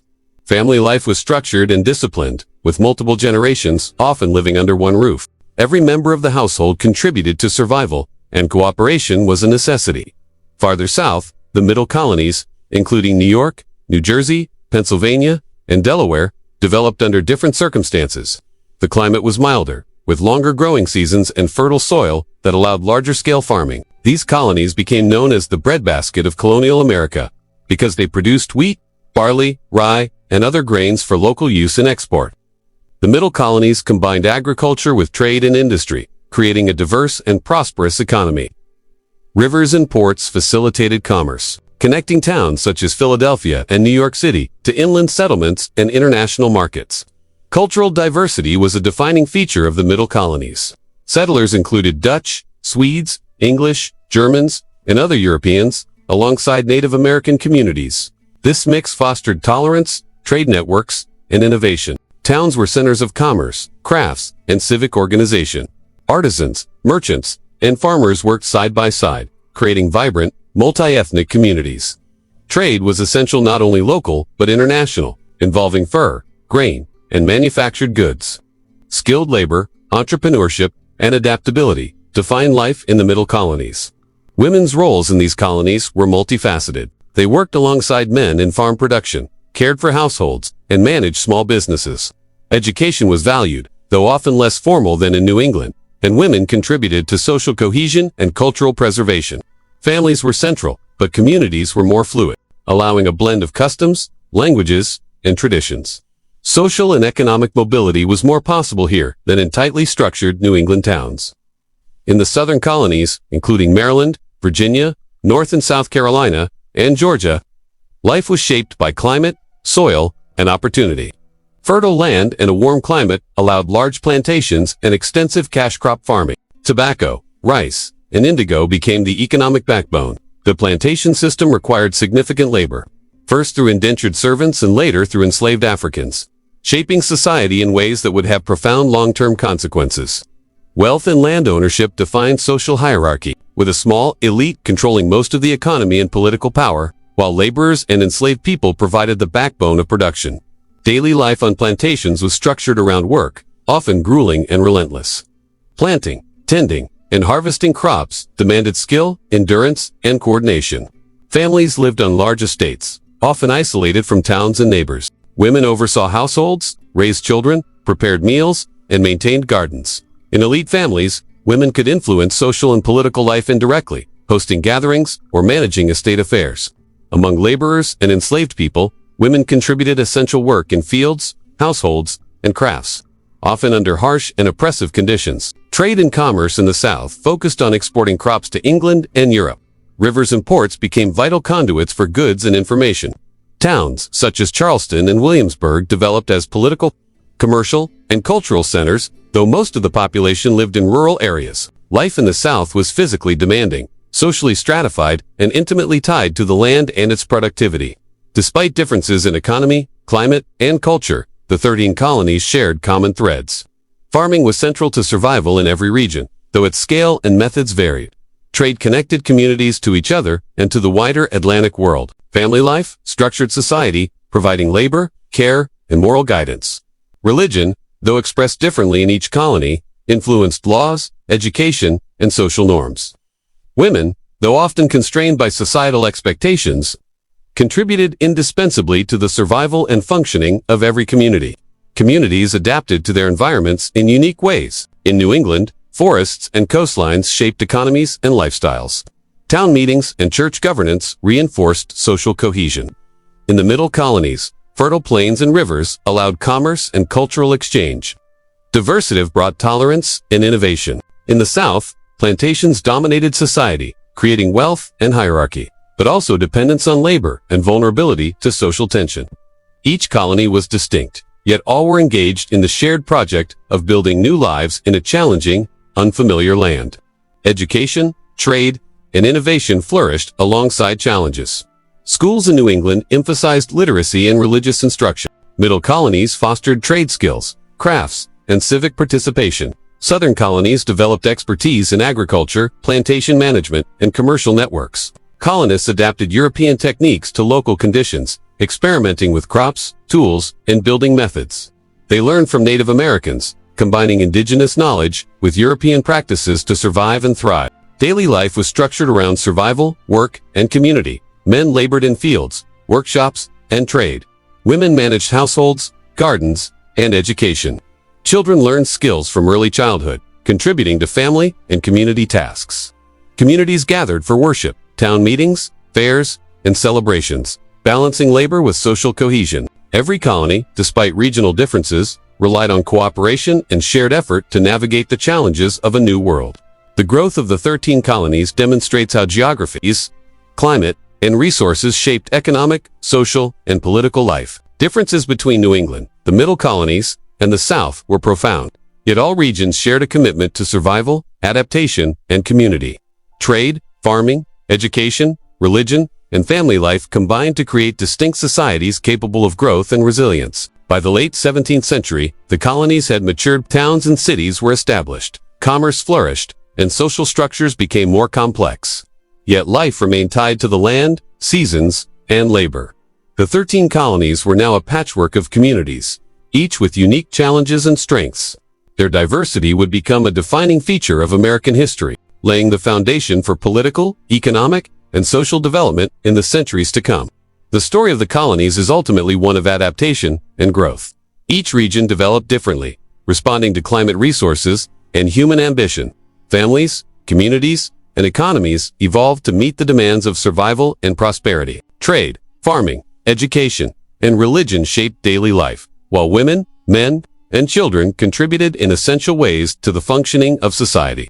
Understanding these differences helps us appreciate how the 13 colonies became a diverse, dynamic foundation for what would one day become the United States. By the mid-17th century, the English colonies along the Atlantic coast had transformed from fragile outposts into thriving communities.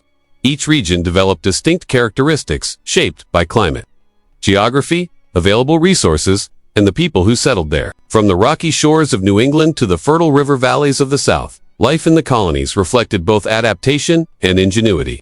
To understand how these societies grew, we must explore the daily experiences of settlers, their work, family life, and the economic and social structures that evolved over decades.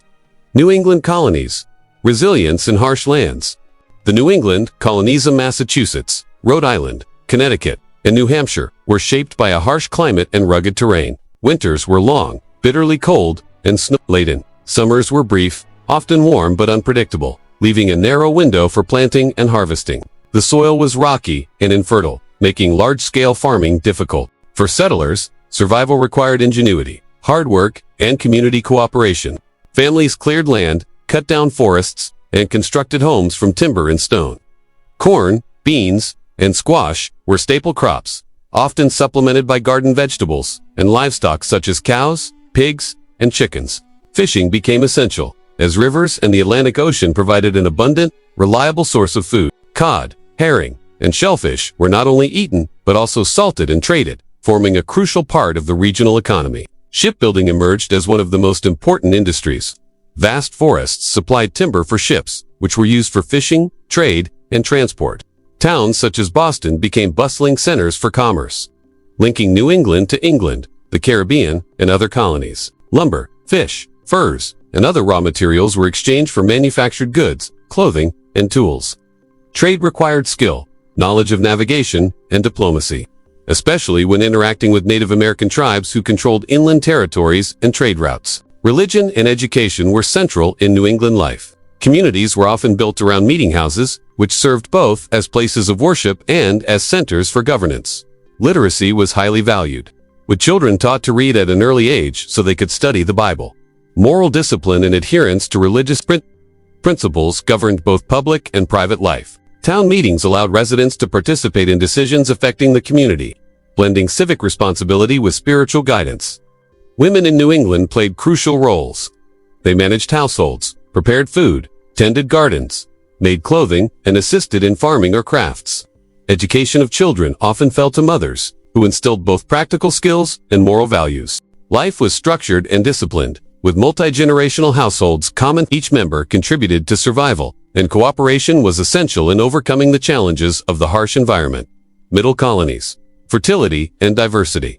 The Middle Colonies, New York, New Jersey, Pennsylvania, and Delaware, developed under different circumstances. The climate was milder, with longer growing seasons and fertile soil that supported larger-scale farming.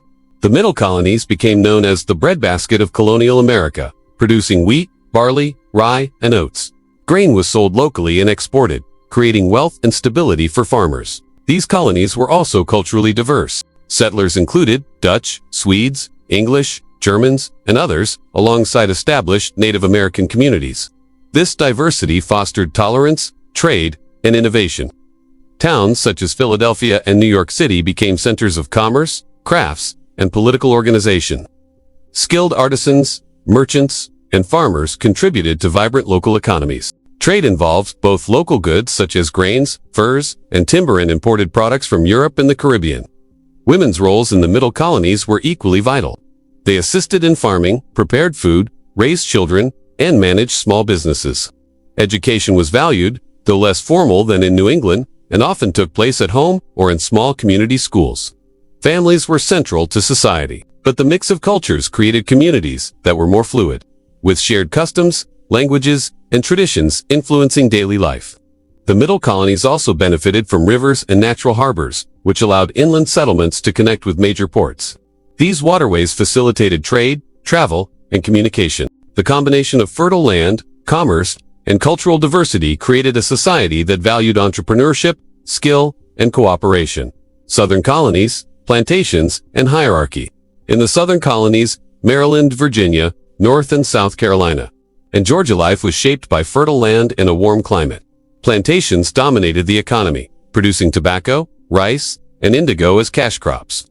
These crops required large-scale labor, first provided by indentured servants and later by enslaved Africans. This labor system created stark social hierarchies, with a wealthy elite controlling land, wealth, and political power, while laborers and enslaved people formed the backbone of production. Plantation life demanded constant labor.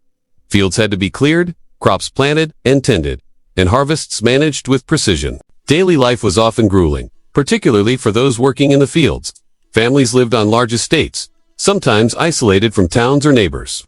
Women oversaw households, raised children, prepared meals, and maintained gardens. In elite families, women could influence social and political life indirectly. While in laboring families, women contributed essential work alongside men. Trade and commerce in the South revolved around exports to England and Europe. Rivers served as vital transportation routes for crops and goods, and ports such as Charleston became commercial hubs. While urban centers were limited, towns played key roles in politics, culture, and commerce. The economy's dependence on cash crops created wealth for a few but made the region highly vulnerable to fluctuations in market demand and labor shortages. Comparing regions, economy, society, and daily life. While each region had unique characteristics, some common threads tied all colonies together. Farming was essential everywhere, though techniques and scales varied. Trade connected colonies internally and with the broader Atlantic world.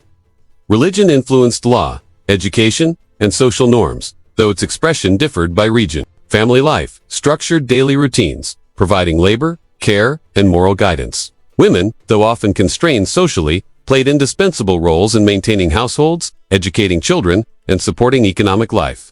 In New England, survival depended on cooperation and community. Harsh winters required collective effort in farming, fishing, and construction. Trade and shipbuilding supplemented the economy, but the environment demanded resilience and ingenuity.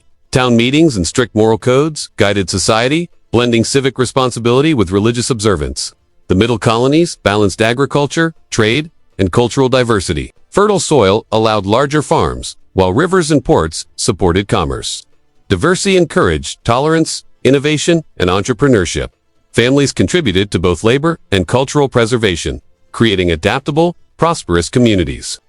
In the South, the economy revolved around plantations and cash crops.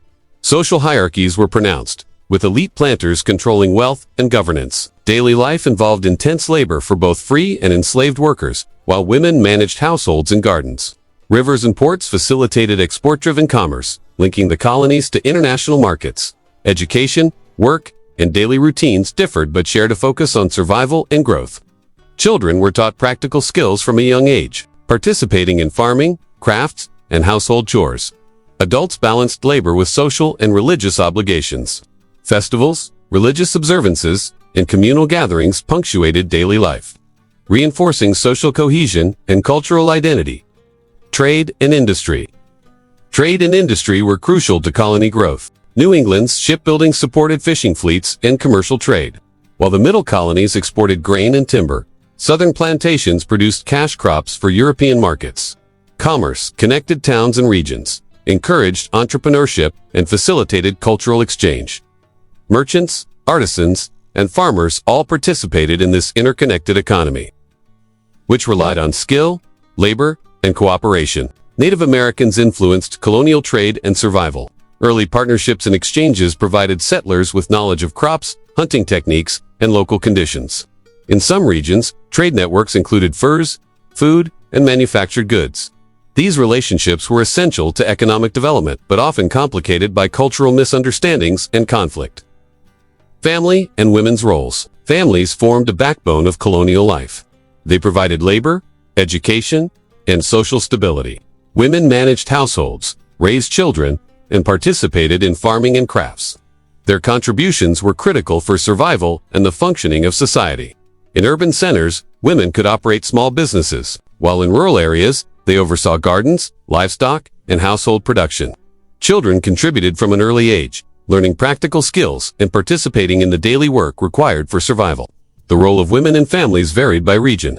In New England, communal cooperation and religious discipline structured life. In the middle colonies, cultural diversity and commerce allowed more fluid social structures. In the South, plantation life demanded labor from all household members and reinforced social hierarchies. Despite differences, families everywhere were essential for continuity, stability, and growth.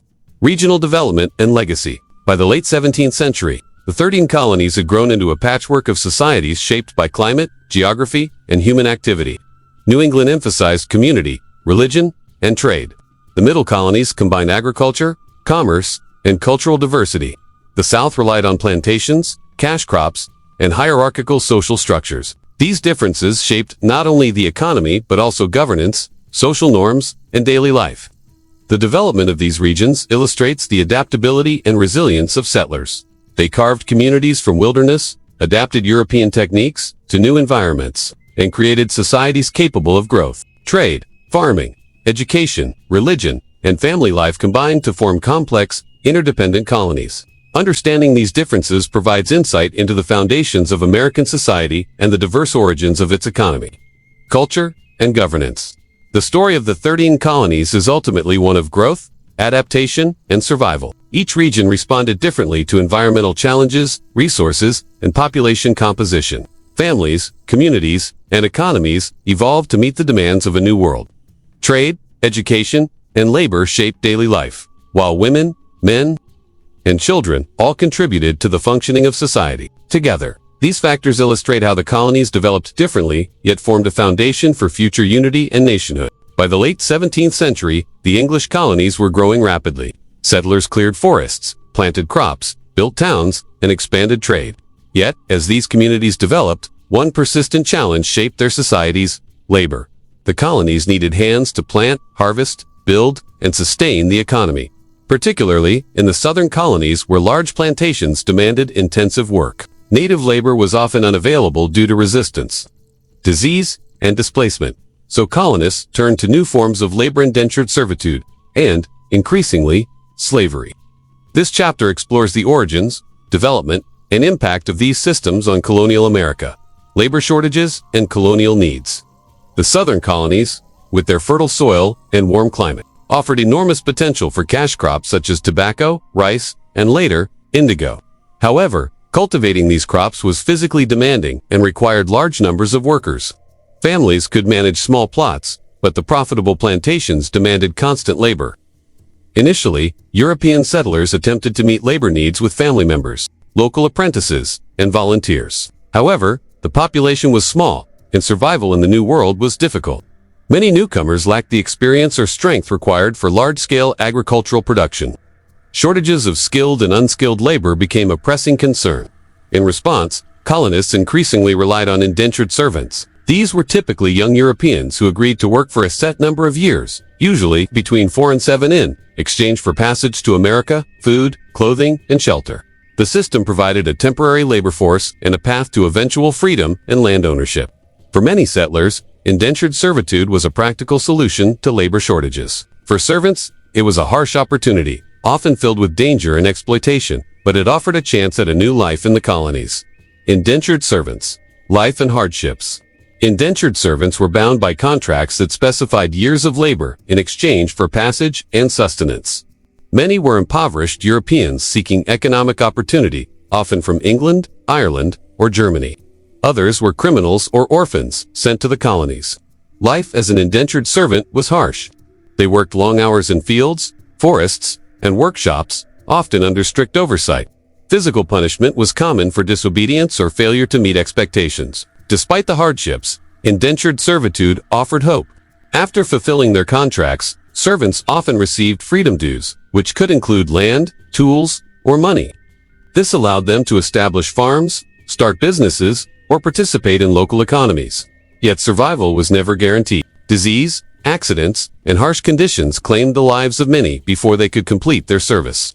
The system of indentured labor was prevalent in both the middle and southern colonies, though it was particularly critical in the South, where plantations required steady labor for planting and harvesting cash crops. While indentured servants were a temporary solution, they could not meet the long-term labor demands of rapidly expanding colonies. The rise of African slavery.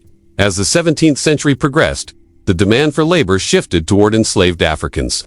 The transatlantic slave trade became a central mechanism for supplying labor to the colonies. Unlike indentured servants, enslaved Africans were forced into lifelong servitude, with no promise of freedom. Their status was inherited. Children born to enslaved women were automatically considered enslaved. The Atlantic slave trade was brutal. Millions of Africans were captured, sold, and transported across the ocean under horrific conditions known as the Middle Passage. Ships were overcrowded, unsanitary, and disease-ridden. Mortality rates were high, with many perishing from illness, malnutrition, or abuse during the voyage. Survivors faced a new life of forced labor in an unfamiliar land, stripped of freedom, culture, and family ties. The first Africans arrived in English colonies in the early 1600s, initially in small numbers. Over time, however, the system expanded dramatically.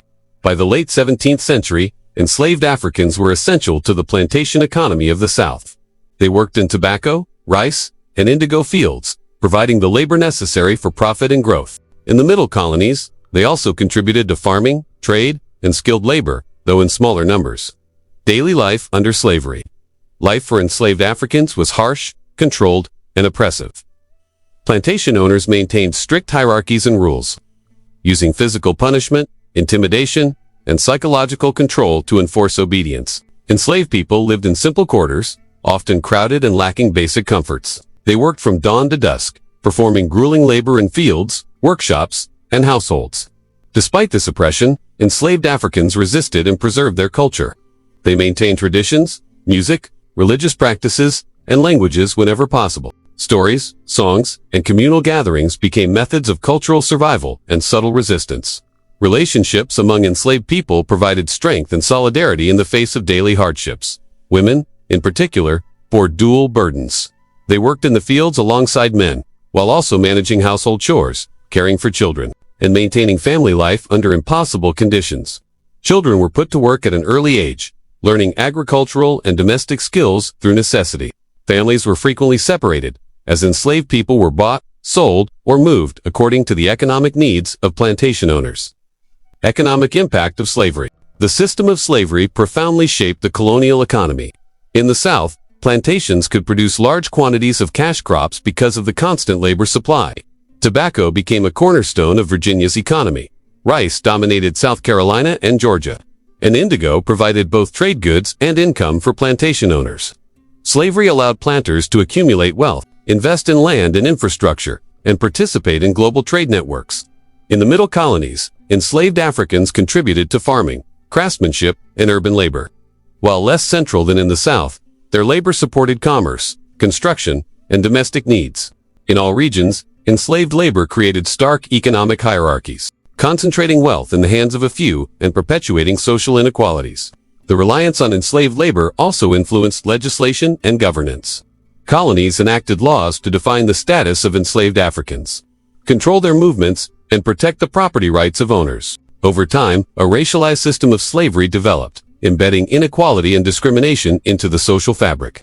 This system persisted for generations, shaping economic, social, and cultural dynamics in ways that would echo far beyond the colonial era. Social consequences. Slavery and indentured servitude had profound social consequences. Communities were divided by class, race, and labor roles.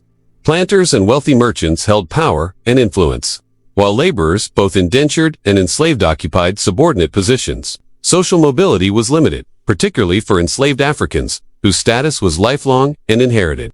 Tensions occasionally erupted into rebellion. Enslaved Africans resisted through escape, sabotage, and subtle defiance.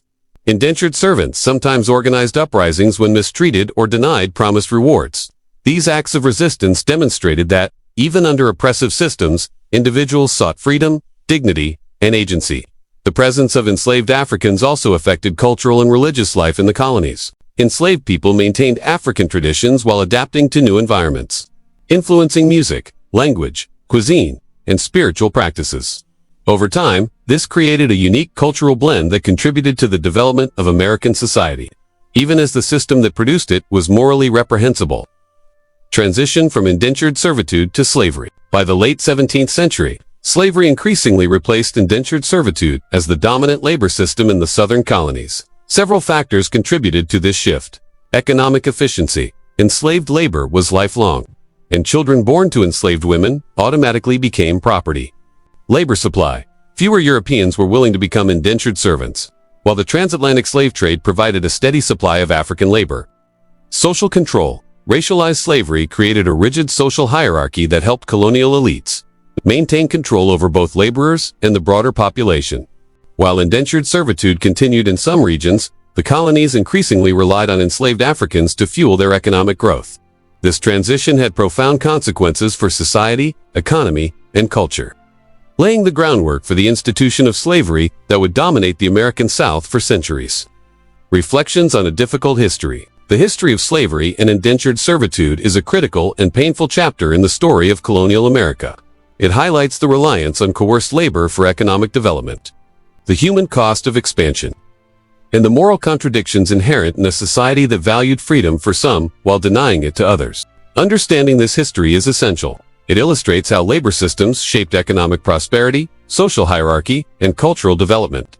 It also reminds us of the resilience, resistance, and agency of those who endured bondage, preserving their identities and influencing the societies around them. While slavery and indentured servitude provided the labor necessary for the colonies to grow, they also created legacies of inequality, exploitation, and racial tension that would persist for centuries. Recognizing this complexity allows us to see the colonies not just as successful settlements, but as societies built on struggle, oppression, and the difficult choices of survival and profit. Conclusion. The growth of the colonies depended on labor, and the systems of indentured servitude and slavery were central to this development. Indentured servants provided temporary labor and pathways to opportunity, while enslaved Africans endured lifelong bondage that enabled plantations and trade to flourish. These labor systems shaped economies, influenced social hierarchies, and created cultural legacies that are still felt today. By examining slavery and indentured servitude, we confront a critical aspect of colonial history. We see the human cost behind economic growth, the complex interactions between culture, labor, and power, and the resilience of those who endured unimaginable hardships. This chapter reminds us that the foundations of colonial America were not only built on ambition and settlement but also on the backs of those whose freedom was denied. By the early 18th century, the 13 colonies had grown into diverse societies with distinct economies, social structures, and cultural practices. Life in the colonies was shaped by geography, climate, labor, and European heritage. Yet, it was also uniquely American in its adaptation to new lands and circumstances. From bustling towns to rural homesteads, colonial life blended work, religion, family, and community, creating patterns that defined the society for decades to come. Daily life of farmers, merchants, and craftsmen. For most colonists, life was rooted in labor. Farmers formed the backbone of colonial society. In New England, they worked rocky fields, planted corn, beans, and squash, and raised livestock such as cows, pigs, and chickens. They supplemented their diets through fishing, hunting, and gathering wild plants. Farms were generally small, and survival depended on every family member contributing to planting, harvesting, and preserving food for the winter months. In the middle colonies, farmers benefited from fertile soil and longer growing seasons. Wheat, barley, oats, and other grains were staple crops, grown both for local consumption and export. Larger farms allowed for some specialization, with surplus crops sold to nearby towns or shipped overseas. Farming techniques often combined European methods with knowledge gained from Native Americans, such as crop rotation, soil enrichment, and planting strategies adapted to local conditions. In the southern colonies, life on plantations was different. Large estates grew tobacco, rice, and indigo, crops that required intense labor. Families relied on indentured servants and enslaved Africans to maintain productivity. Plantation owners oversaw fields, managed trade, and engaged in social and political life, while laborers both free and enslaved performed the demanding work of planting, tending, and harvesting crops. Daily routines were dictated by the seasons, sunlight, and the demands of cash crops, making life both labor-intensive and structured around economic output. Merchants and craftsmen were concentrated primarily in towns and urban centers.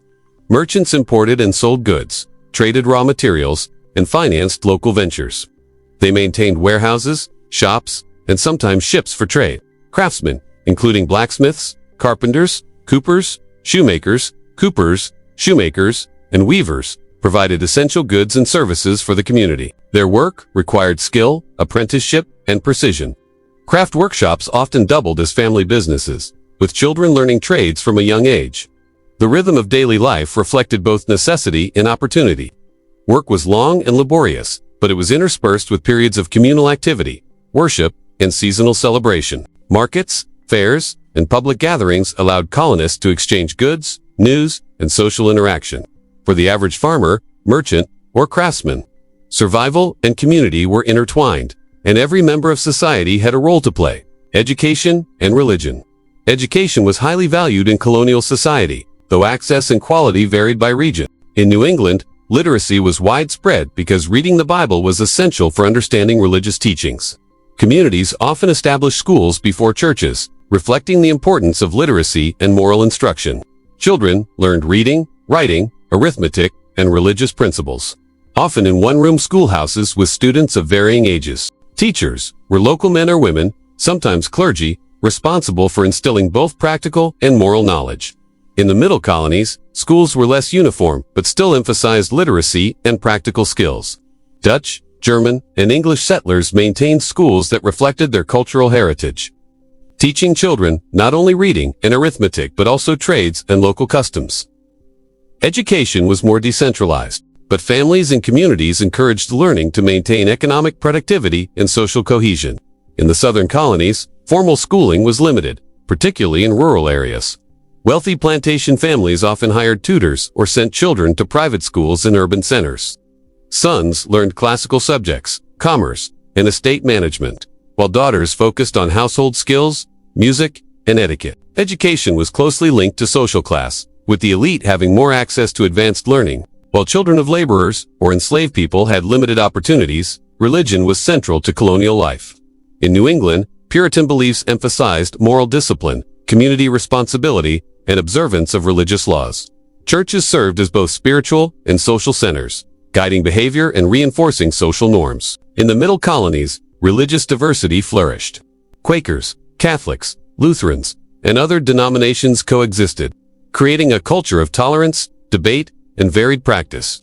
In the Southern Colonies, the Anglican Church predominated, influencing social hierarchy, public rituals, and community cohesion. Religious practice shaped daily routines, moral expectations, and communal life across all regions. Social classes and family life. Colonial society was hierarchical, though less rigid than in Europe. Wealth, occupation, and land ownership determined social standing. In the South, elite planters dominated politics, commerce, and social life, while small farmers, laborers, and enslaved Africans occupied lower tiers. In New England, social hierarchy was more fluid, though church membership and land ownership still influenced status. In the Middle Colonies, diversity in commerce allowed for some social mobility, though economic and cultural distinctions persisted. Families formed the foundation of society. Household labor was divided by gender and age, with everyone contributing to survival and prosperity. Men typically worked in fields, workshops, or trade.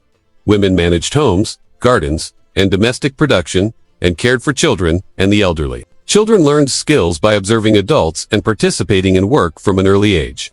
Extended families often lived nearby, reinforcing social bonds and providing mutual support. Marriage and kinship were crucial to social stability. Families provided labor, inheritance, and social networks. Women played key roles in maintaining household economies, preserving traditions, and nurturing future generations. Their work, though often undervalued in formal records, was essential for the functioning of colonial society. Colonial towns and rural life. Life differed sharply between towns and rural areas. Towns were centers of commerce, governance, and social interaction. Streets bustled with merchants, artisans, and travelers. Taverns and meeting houses hosted discussions on politics, trade, and news. Towns often had schools, churches, markets, and ports, connecting residents to broader economic and social networks. Rural life was quieter but no less demanding. Farms and plantations required constant labor, and isolation was common. Families relied on local networks of neighbors and relatives for trade, assistance, and companionship. Rural communities were often self-sufficient, producing food, clothing, and tools locally. Despite isolation, seasonal gatherings, church services, and fairs created opportunities for socialization and cultural exchange. The contrast between towns and rural areas influenced colonial culture. Towns were hubs of literacy, news, and trade, while rural areas preserved traditional labor practices, community bonds, and local customs. Both were necessary for the survival and growth of colonial society, complementing each other in economic, social, and cultural terms. Early newspapers and communication. Information in the colonies traveled slowly compared to today, but newspapers and printed materials played a vital role in connecting communities. Early newspapers such as the Boston Newsletter, first published in 1704, provided news on trade, politics, and events in Europe and the colonies. They were read aloud in public spaces or circulated among merchants, clergy, and educated citizens. Pamphlets, broadsides, and letters supplemented newspapers, allowing ideas to spread and debates to occur. Communication was vital for commerce, political coordination, and cultural exchange. Merchants needed to know market prices, weather patterns, and shipping schedules. Clergy and educators shared religious and scholarly information. Town meetings, public readings, and informal networks ensured that news and ideas reached even those without access to printed materials. Communication helped unify the colonies. Despite geographic separation, shared information about politics, trade, and social events created a sense of common experience and identity. It also laid the groundwork for civic engagement, public debate, and eventually revolutionary ideas in the 18th century. Cultural life, colonial culture, blended European traditions with adaptations to the New World. Music, storytelling, festivals, and crafts reflected both heritage and local experiences. Religious holidays, harvest celebrations, and fairs marked the rhythm of the year. Folktales songs and oral histories preserved cultural memory and provided entertainment. Artisans produced furniture, clothing, tools, and decorative items that combined practicality with European stylistic influence. Food, too, reflected this blend. Colonists adapted European recipes to local ingredients, incorporating corn, beans, squash, and native game into diets alongside imported goods. Social gatherings often featured communal meals, dances, and games, strengthening community bonds. The blending of cultures was particularly evident in the Middle Colonies, where diverse settlers brought languages, religious practices, and culinary traditions from across Europe. In the South, African influences began to shape music, food, and storytelling, contributing to a unique cultural mosaic. Daily life as a window into colonial America. Imagining daily life in colonial America allows us to see the human side of history. Farmers waking at dawn to tend fields, craftsmen shaping wood and metal in workshops, merchants balancing ledgers and managing trade each contributed to the economy and society. Women cooked, spun, sewed, and cared for children, sustaining households and communities. Children learned skills and values, preparing to continue the work of their families. Life was physically demanding but organized around cycles of work, worship, and seasonal events. Social interaction, religion, and communal responsibility provided structure and meaning. Education, news, and cultural traditions allowed colonists to connect with broader ideas and communities, fostering literacy, civic engagement, and cultural identity. Conclusion: colonial life was complex, varied, and shaped by environment, labor, religion, and culture. Farmers, merchants, and craftsmen formed the backbone of society. While women and children contributed indispensably to family and community life, education and religion guided moral and practical behavior. Towns and rural areas complemented each other, and early newspapers and communication networks connected distant settlements. Understanding colonial life helps us imagine the daily experiences of those who built the 13 colonies. It was a life of labor, faith, education, and social interaction. It was a life of adaptation and creativity, as settlers navigated the challenges of a new world while maintaining traditions, forming communities, and shaping a unique colonial culture. Through the lens of daily life, we see the foundations of American society taking shape, a blend of labor, family, faith, commerce, and community that would endure and evolve in the centuries to come.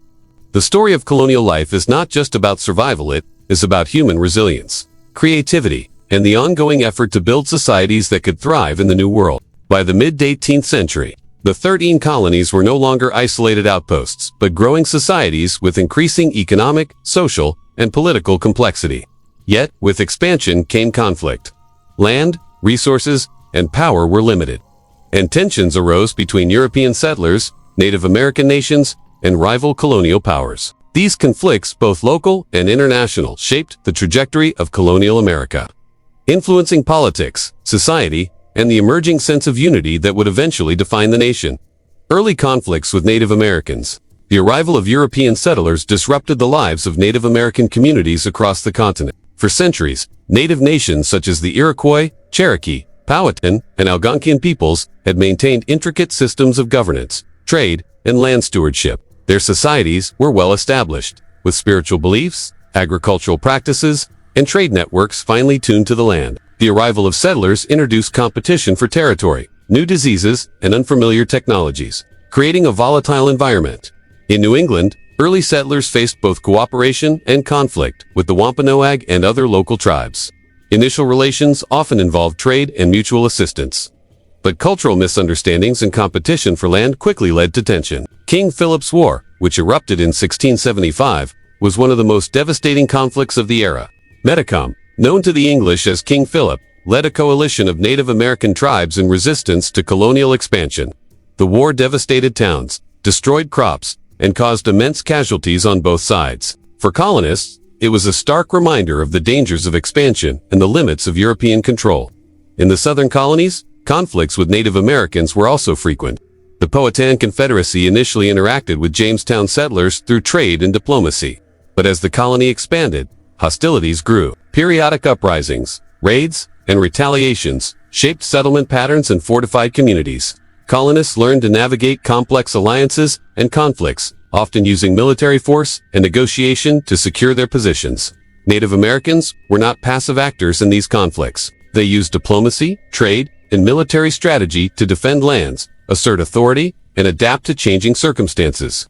Alliances shifted frequently, with tribes sometimes supporting European powers to gain advantages over rival nations.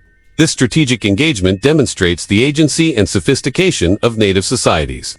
Even under immense pressure from European expansion, European rivalries, and the colonies. As colonial settlements expanded, European rivalries increasingly affected the Americas.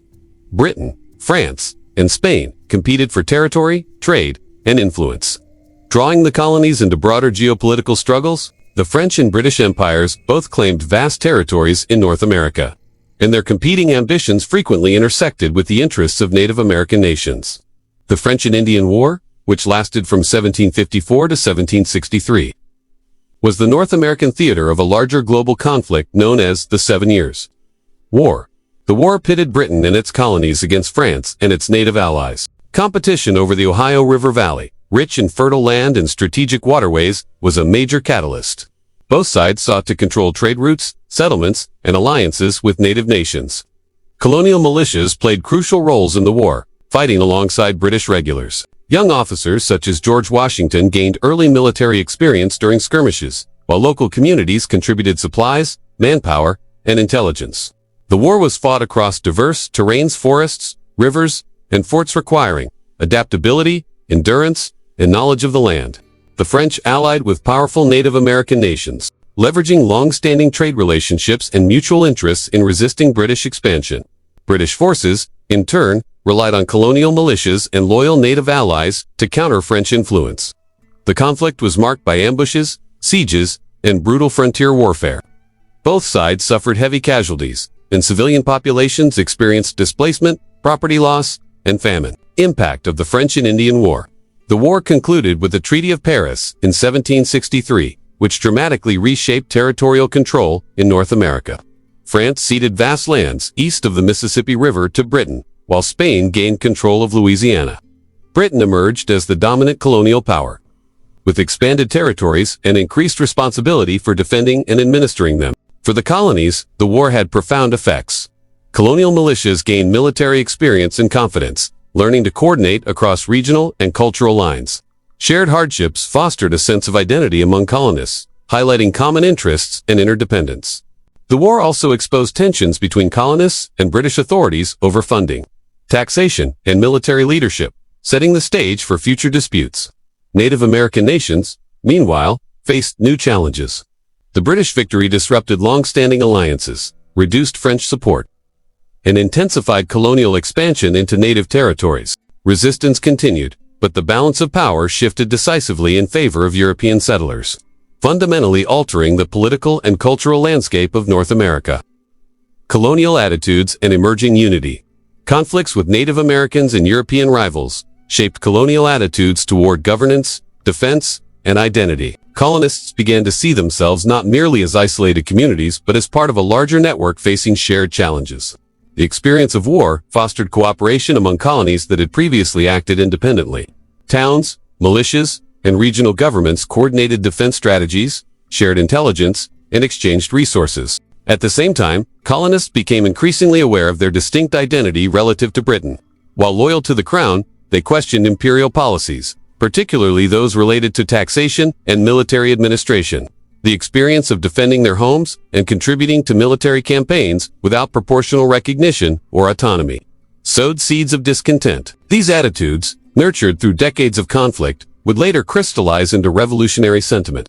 The war also reinforced social hierarchies and cultural distinctions within the colonies.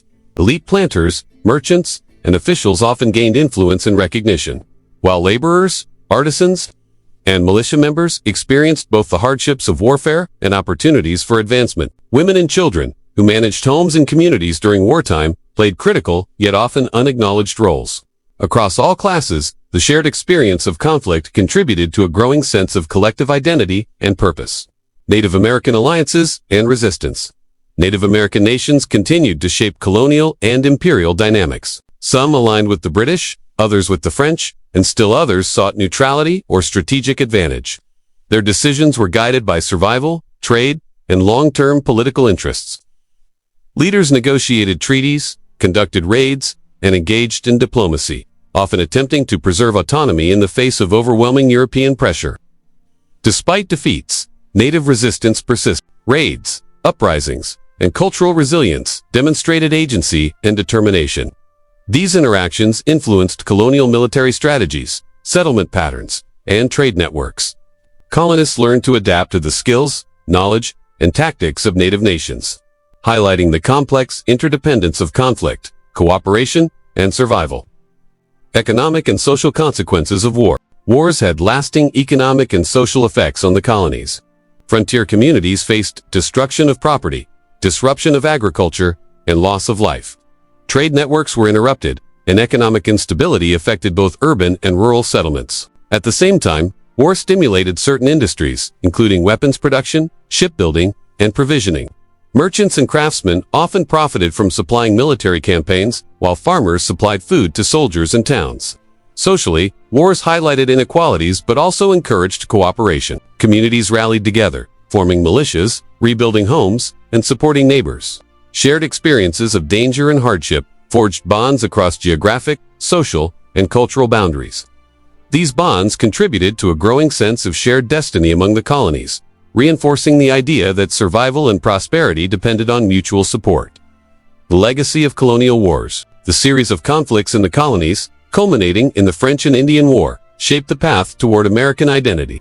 Colonists learned the value of cooperation, self-reliance, and strategic thinking.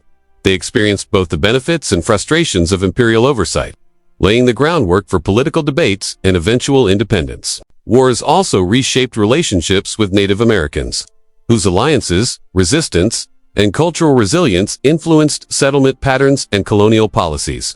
The expansion of British control, combined with colonial military experience, created opportunities and tensions that would later influence revolutionary movements. The memory of these conflicts endured in stories, songs, and public consciousness. Tales of battles, raids, and frontier survival were passed down through generations, shaping the narrative of colonial resilience, courage, and community.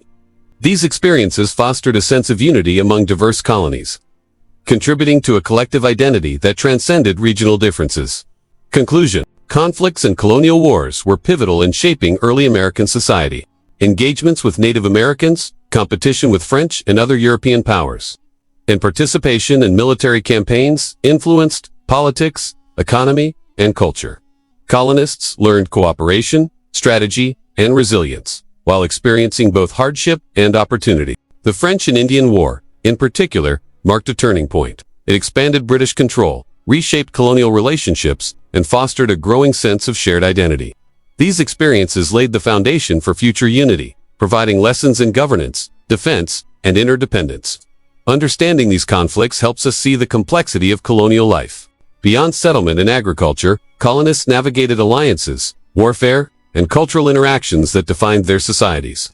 The story of conflict is also a story of adaptation, resilience, and emerging identity, showing how the crucible of war shaped the people and communities that would eventually seek independence. The wars of colonial America remind us that history is not only about settlement and expansion, but also about struggle, negotiation, and the forging of a collective identity through shared challenges.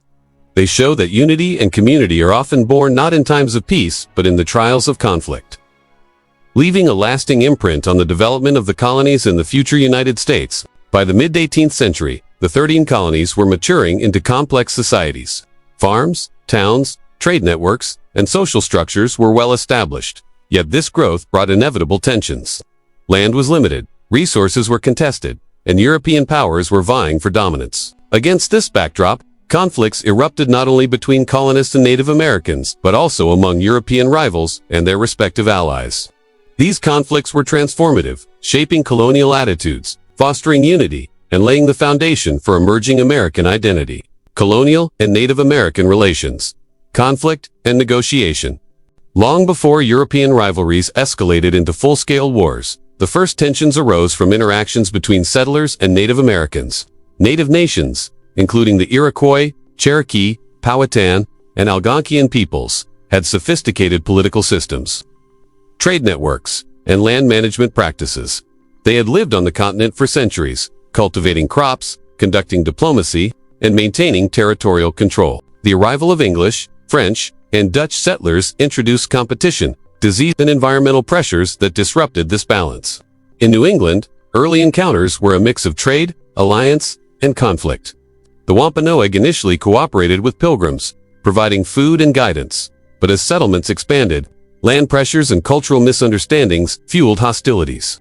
King Philip's War, 1675-1676, led by Metacom known to the English as King Philip was, a devastating conflict that involved both native coalitions and English colonial militias. Towns were burned, crops destroyed, and entire communities displaced.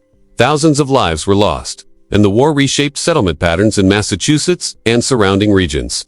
In the southern colonies, settlers and the Powhatan Confederacy experienced cycles of cooperation and tension. Early alliances facilitated trade, but as tobacco plantations expanded, competition for fertile land triggered conflict. Periodic uprisings demonstrated native agency and resistance, forcing colonists to develop forts, militias, and defensive strategies.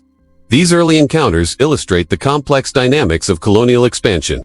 Negotiation, alliance, and warfare were all necessary strategies for survival. Native Americans were far from passive in these encounters. They leveraged alliances, intertribal networks, and strategic knowledge of the land to influence outcomes. Some tribes sided with European powers to counter rivals, while others sought neutrality or autonomy. This strategic engagement reflected their agency, even as European expansion increasingly eroded their lands and influence. The French and Indian War, prelude and causes. By the early 1750s, European rivalries intensified in North America. Britain and France both claimed vast territories, particularly the Ohio River Valley, rich in fertile land and strategic waterways. Competition over trade, alliances with Native Americans, and territorial claims set the stage for conflict. Tensions were heightened by the differing colonial strategies of the European powers. The French maintained a relatively small number of settlements but relied heavily on trade and native alliances, while the British colonies expanded rapidly, establishing farms, towns, and ports along the coast. The French and Indian War, 1754-1763, was named for the French and their native allies who fought against British forces and colonial militias. It was the North American theater of the global 7 Years' War, linking battles in the Americas to European conflicts. The war was ignited when young George Washington, then a colonial officer, clashed with French forces near modern-day Pittsburgh. This initial skirmish escalated into a prolonged conflict, drawing in settlers, European soldiers, and diverse native nations. Colonial militias were crucial participants. While British regulars provided formal military structure, colonial soldiers brought knowledge of the terrain, survival skills, and flexibility in frontier warfare. They endured harsh conditions, dense forests, swamps, rivers, and winters, learning to adapt European military tactics to the realities of North America. The war involved raids, sieges, ambushes, and protracted campaigns, demonstrating the brutal realities of frontier warfare. Native alliances and strategic impact. Native Americans played critical roles in the war. French alliances included powerful nations such as the Huron, Algonquin, and Ottawa, who leveraged long-standing trade relationships and strategic interests to resist British expansion. British-line tribes, such as parts of the Iroquois Confederacy, provided support to colonial forces, engaging in raids, reconnaissance, and supply lines. These alliances were not simply coerced. They reflected calculated decisions by native leaders, seeking to protect territories, maintain influence, and navigate European rivalries. The war illustrated the sophistication of native diplomacy and strategy. Tribes shifted allegiances when advantageously negotiated terms of peace or neutrality and adapted their tactics to European military methods. Despite the eventual British victory, Native Americans emerged from the conflict with altered power dynamics and heightened vulnerability as colonial expansion accelerated. Key battles and turning points. The French and Indian War featured numerous battles that determined control of territory and resources. Fort Duquesne, modern Pittsburgh, was a strategic point contested early in the conflict. Washington's initial engagements revealed both colonial courage and the complexities of frontier combat. The capture of Fort Necessity, followed by retreats and regrouping, highlighted the steep learning curve for colonial militias. Other key engagements included the capture of Louisbourg and the decisive Battle of Quebec in 1759. British and colonial forces, under commanders such as James Wolfe, utilized combined arms, siege tactics, and coordination with local militias to gain victory. The fall of Quebec marked a turning point, effectively ending French power in North America and cementing British dominance east of the Mississippi River. Economic and social consequences. The war had profound economic and social consequences for the colonies. Towns and farms were disrupted by military campaigns, raiding, and requisitioning of supplies. Colonial economies were strained by taxation, military provisioning, and loss of labor. At the same time, war stimulated certain industries. Shipbuilding, armaments, food production, and transport grew to meet military demands. Merchants and craftsmen in port towns prospered by supplying soldiers and colonial militias. Socially, the war fostered cooperation among the colonies. Militias from New England, the Middle Colonies, and the South coordinated campaigns, shared intelligence, and exchanged resources. Soldiers, artisans, and families contributed to the war effort, creating networks of interdependence that transcended regional identities. These experiences nurtured a sense of common cause and colonial unity that had not previously existed at such scale, changing attitudes toward Britain. The French and Indian War also altered colonial attitudes toward Britain. Colonists had fought and sacrificed alongside British troops, but often felt underappreciated and constrained by imperial policies. Britain expected colonies to contribute to war costs, while restricting trade and settlement in newly acquired territories through measures such as the Proclamation of 1763. Colonists perceived these actions as both controlling and unjust, sowing seeds of discontent.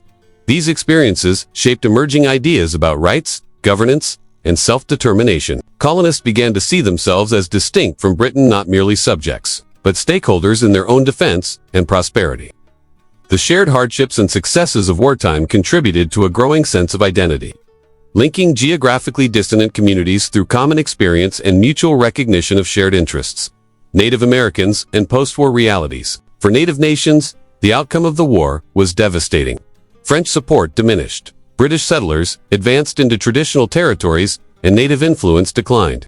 Tribes faced land loss, broken alliances, and increased pressure to adapt to colonial expansion. Conflicts such as Pontiac's Rebellion in 1763 reflected Native resistance to British policies and encroachment. Yet ultimately the balance of power favored European settlers. These developments altered trade, diplomacy, and daily life for Native Americans. Former allies and enemies had to navigate new power structures, negotiate with colonial governments, and contend with ongoing encroachment. Their resilience, adaptation, and resistance remained central to the unfolding colonial narrative, highlighting the complex interplay of agency, survival, and external pressure, cultural and psychological impact on colonists. Warfare shaped not only the physical landscape but also the cultural and psychological outlook of colonists. Stories of battles, frontier raids, and heroic actions circulated widely, creating a shared historical memory. Songs, letters, and public readings preserved experiences and forged a sense of collective identity. Colonists reflected on courage, sacrifice, and survival. Recognizing both the costs of conflict and the value of cooperation, the war experience also reinforced social hierarchies and expectations. Elite officers and planters gained recognition and influence, while laborers and militia members experienced both opportunity and hardship. Women and children, who maintained households and communities during wartime, contributed invisibly but indispensably. These collective experiences reinforced norms of resilience, adaptability, and civic responsibility, the legacy of colonial conflicts. The conflicts of colonial America, culminating in the French and Indian War, were transformative. They reshaped territorial control, influenced social structures, and altered colonial relationships with Britain and Native Americans. They also fostered early forms of unity and identity among the colonies. Shared military service, economic interdependence, and collective experience of hardship encouraged cooperation and a sense of common purpose. Colonial conflicts revealed the complexities of expansion, the collision of European powers, the agency of native nations, and the challenges of survival in contested territories. These experiences laid the groundwork for later political movements and revolutionary thought, illustrating that identity, loyalty, and governance were shaped as much by conflict as by settlement and trade. Conflicts and wars were central to the development of colonial America. Engagements with Native Americans, battles between European powers, and the French and Indian War influenced politics, economy, society, and culture. Colonists learned strategy, cooperation, and resilience, while experiencing hardship and uncertainty. These conflicts changed colonial attitudes toward Britain, highlighting the tension between loyalty and autonomy. They fostered unity, a sense of shared purpose, and recognition of common interests. At the same time, they reshaped relationships with native nations, altered settlement patterns, and left lasting social and economic impacts. The story of colonial conflicts reminds us that American identity was forged not in peace alone, but through struggle. negotiation, and shared experience. It is a story of resilience, adaptation, and emerging unity of foundation upon which the colonies would continue to build in the decades leading to independence. By the mid-18th century, the 13 colonies had grown into vibrant, self-sufficient communities. They farmed the land, traded with Europe and the Caribbean, and built towns, schools, and churches. Colonists were developing a sense of identity distinct from Britain, shaped by shared experiences in daily life, labor, and conflict. Yet as they prospered, Britain began to tighten control. Seeking revenue to recover debts from costly wars, particularly the French and Indian War, this intervention sparked resistance and laid the foundation for revolutionary thought. The burden of British taxes and laws. The war against France had left Britain deeply in debt. To recoup costs, Parliament looked to the colonies, believing they should contribute to the expenses of defense and administration. However, the way these taxes were imposed triggered profound resentment. Colonists argued that while they were loyal subjects, they had no direct representation in Parliament and thus should not be taxed without consent. This principle would become the rallying cry of resistance. One of the first major acts to provoke outrage was the Sugar Act of 1764, which imposed duties on sugar, molasses, and other goods imported into the colonies. Merchants faced higher costs, trade networks were disrupted, and smuggling became a common response. Colonists began to organize boycotts, write petitions, and hold public meetings to express discontent. While some protests were peaceful, tensions escalated as enforcement grew stricter. The following year, the Stamp Act of 1765 intensified the conflict. Unlike trade duties, the Stamp Act imposed a direct tax on printed materials. Legal documents, newspapers, and playing cards. Every colonist who purchased paper goods was affected, making it a visible and tangible burden. Colonists reacted with immediate outrage, viewing it as a violation of their rights.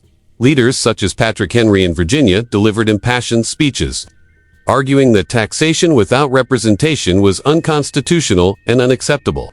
Protests were widespread. The Sons of Liberty, a group of activists and tradesmen, organized demonstrations, intimidation campaigns, and public events to resist enforcement. Stamp distributors were threatened, harassed, and in some cases forced to resign. Colonists also coordinated economic resistance through boycotts of British goods, demonstrating both unity and collective power. The role of newspapers and communication. Colonial newspapers played a central role in spreading resistance. Pamphlets, broadsides, and letters circulated ideas, articulated grievances, and inspired collective action. Newspapers like the Boston Gazette reported on protests, trials, and debates, keeping citizens informed and engaged. This network of communication helped unify distant colonies, creating a shared awareness of British actions and colonial responses. Through these publications, concepts of liberty, rights, and representation became widely discussed. Ordinary citizens, from farmers to merchants, could engage with political arguments, increasing participation in public discourse. The press was not only a tool for information, but also a catalyst for mobilization and unity across the colonies. The Tea Act and the Boston Tea Party. Tensions escalated further in the 1770s with new legislation. The Townshend Acts, which imposed duties on glass, paint, paper, and tea, provoked renewed resistance.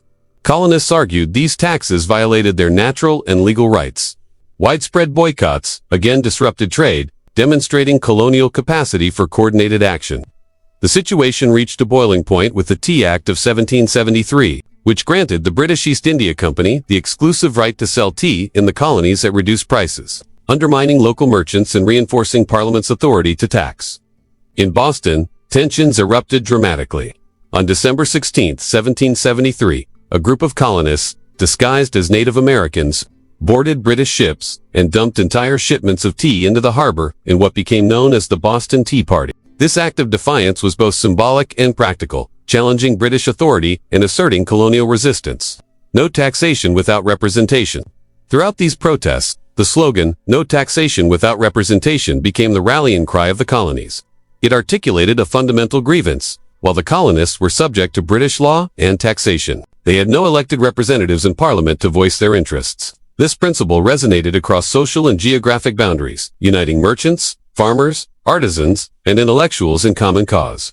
Leaders of the resistance argued that only local assemblies, elected by colonists themselves, had the legitimate authority to levy taxes. This idea challenged the traditional authority of the Crown and Parliament, setting the stage for ideological conflict. It was a radical assertion of political rights and autonomy, laying the foundation for revolutionary thought. the intolerable acts and rising tensions. In response to acts of defiance such as the Boston Tea Party, Britain enacted punitive measures known as the Coercive Acts or Intolerable Acts of 1774. These laws closed Boston Harbor, restricted town meetings, and allowed British officials accused of crimes to be tried in England. Colonists perceived these acts as an attack on their rights, liberty, and local governance. Rather than suppressing resistance, the Intolerable Acts galvanized colonial opposition. Committees of correspondence were strengthened, allowing colonies to communicate and coordinate responses. The First Continental Congress convened in Philadelphia in 1774, bringing together delegates from 12 colonies to articulate grievances, demand repeal of the acts, and organize collective action. This was a turning point, signaling a shift from local protests to intercolonial cooperation and planning. Economic resistance and boycotts. Colonists relied heavily on economic resistance to challenge British authority. Boycotts of British goods were widespread, affecting textiles, tea, and other imports. Local production and trade networks expanded to reduce dependence on British goods. Artisans produced homespun fabrics, while merchants who organized networks to supply communities with locally sourced alternatives. Economic resistance was both practical and symbolic. It demonstrated colonial unity, self-reliance, and the willingness to bear hardship for principles of rights and representation. Towns, cities, and rural communities all contributed to these efforts, creating a shared sense of purpose and commitment to collective action. Political organizations and grassroots mobilization. Colonial resistance was not limited to protests and boycotts. Political organizations such as the Sons of Liberty, committees of correspondence, and local assemblies played a central role in mobilizing communities. These groups coordinated actions, disseminated information, and maintained public pressure on officials. Meetings, rallies, and petitions involved broad participation, fostering a culture of civic engagement and political awareness. Women also played a vital role in resistance, particularly through boycotts and production of homespun goods. They organized spinning bees, reduced consumption of British imports, and influenced public sentiment. Children and youth participated in demonstrations and assisted families in sustaining economic resistance. These collective actions involved entire communities, strengthening networks of solidarity and shared purpose. Intellectual foundations of resistance. Resistance was also shaped by ideas, Enlightenment principles, including natural rights, liberty, and the social contract, influenced colonial leaders and thinkers. Pamphlets and writings by individuals such as John Dickinson and Thomas Paine articulated arguments against taxation, arbitrary governance, and the erosion of liberties. These ideas spread through newspapers, town meetings, and personal correspondence, creating a shared intellectual framework for resistance. The fusion of ideology and action transformed colonial opposition from sporadic protest to organized challenge. Colonists increasingly questioned the legitimacy of British authority over internal affairs, asserting principles of self-governance, representation, and legal rights. The road to revolution. By the late 1770s, tensions had escalated to the point that conflict seemed inevitable.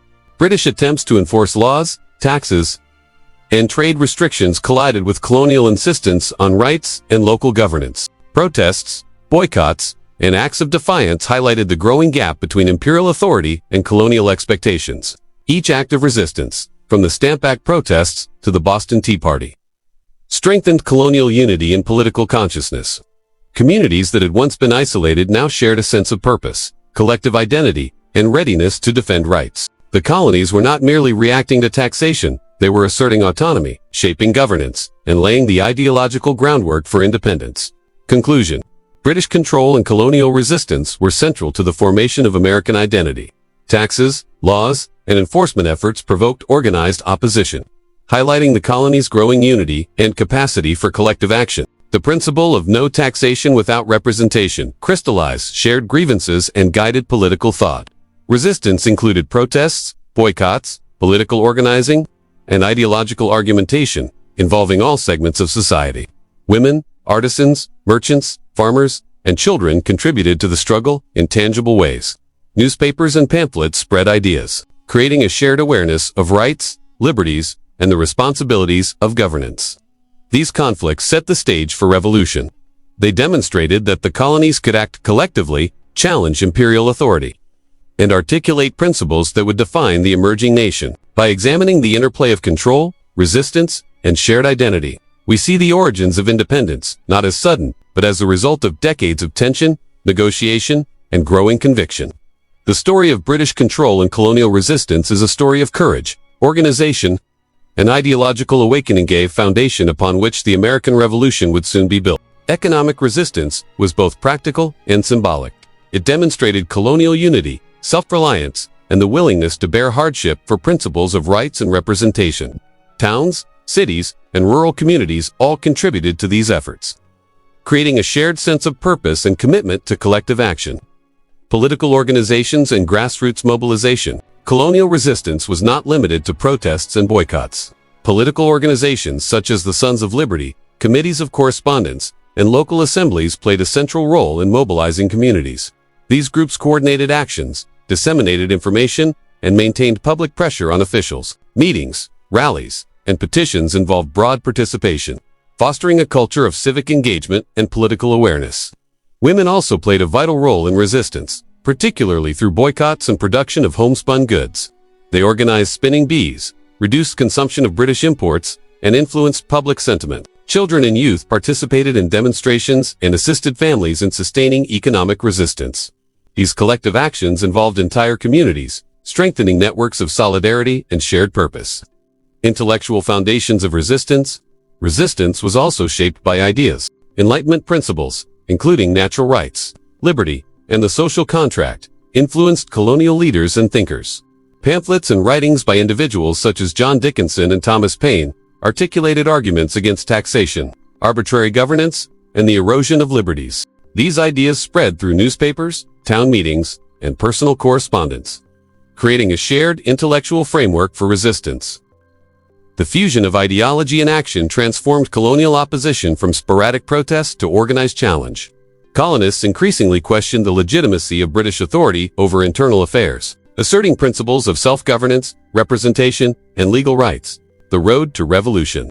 By the late 1770s, tensions had escalated to the point that conflict seemed inevitable.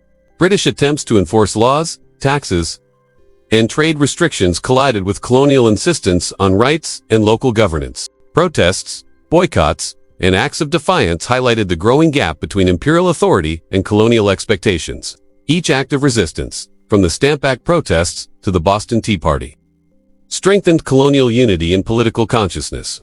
Communities that had once been isolated now shared a sense of purpose, collective identity, and readiness to defend rights. The colonies were not merely reacting to taxation, they were asserting autonomy, shaping governance, and laying the ideological groundwork for independence.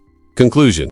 British control and colonial resistance were central to the formation of American identity. Taxes, laws, and enforcement efforts provoked organized opposition, highlighting the colonies' growing unity and capacity for collective action. The principle of no taxation without representation crystallized shared grievances and guided political thought. Resistance included protests, boycotts, political organizing, and ideological argumentation, involving all segments of society. Women, artisans, merchants, farmers, and children contributed to the struggle in tangible ways. Newspapers and pamphlets spread ideas, creating a shared awareness of rights, liberties, and the responsibilities of governance. These conflicts set the stage for revolution. They demonstrated that the colonies could act collectively, challenge imperial authority, and articulate principles that would define the emerging nation. By examining the interplay of control, resistance, and shared identity, we see the origins of independence, not as sudden, but as the result of decades of tension, negotiation, and growing conviction. The story of British control and colonial resistance is a story of courage, organization, and ideological awakening gave foundation upon which the American Revolution would soon be built. The militias were composed of ordinary citizens, farmers, artisans, tradesmen, and townspeople who balanced daily responsibilities with military duties. These citizen soldiers reflected the broader social engagement with resistance, demonstrating that the movement for independence was not limited to political elites but involved communities at every level. Early skirmishes, such as those at Lexington and Concord in April 1775, marked the beginning of open conflict. Colonial militias confronted British troops attempting to seize arms and enforce authority. These encounters, though small in scale, were symbolically powerful, signaling that resistance had moved from protest to armed defense. The events galvanized the colonies, inspiring further organization and commitment to the revolutionary cause. Economic and social dimensions of resistance. The path to revolution was also shaped by economic and social factors.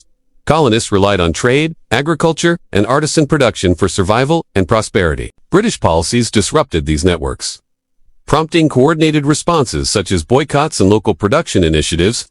Communities organized spinning bees, workshops, and trade cooperatives to reduce dependence on imported goods, demonstrating resilience and self-sufficiency.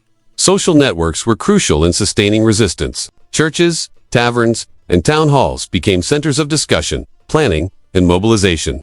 Families, neighbors, and local leaders collaborated to enforce boycotts, disseminate information, and support affected communities. Women played vital roles in sustaining households, producing goods, and shaping public opinion.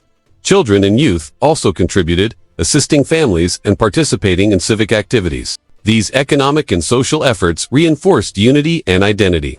Colonists learned to act collectively, communicate across distances, and sustain long-term campaigns.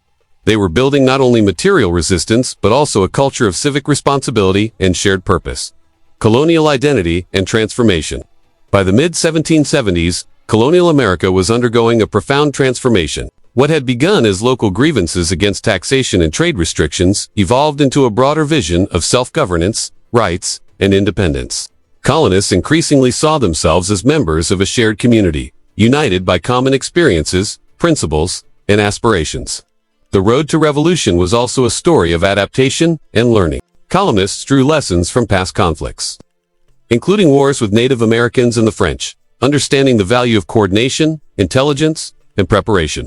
They had witnessed the consequences of overreach by imperial authorities and recognized the necessity of collective action.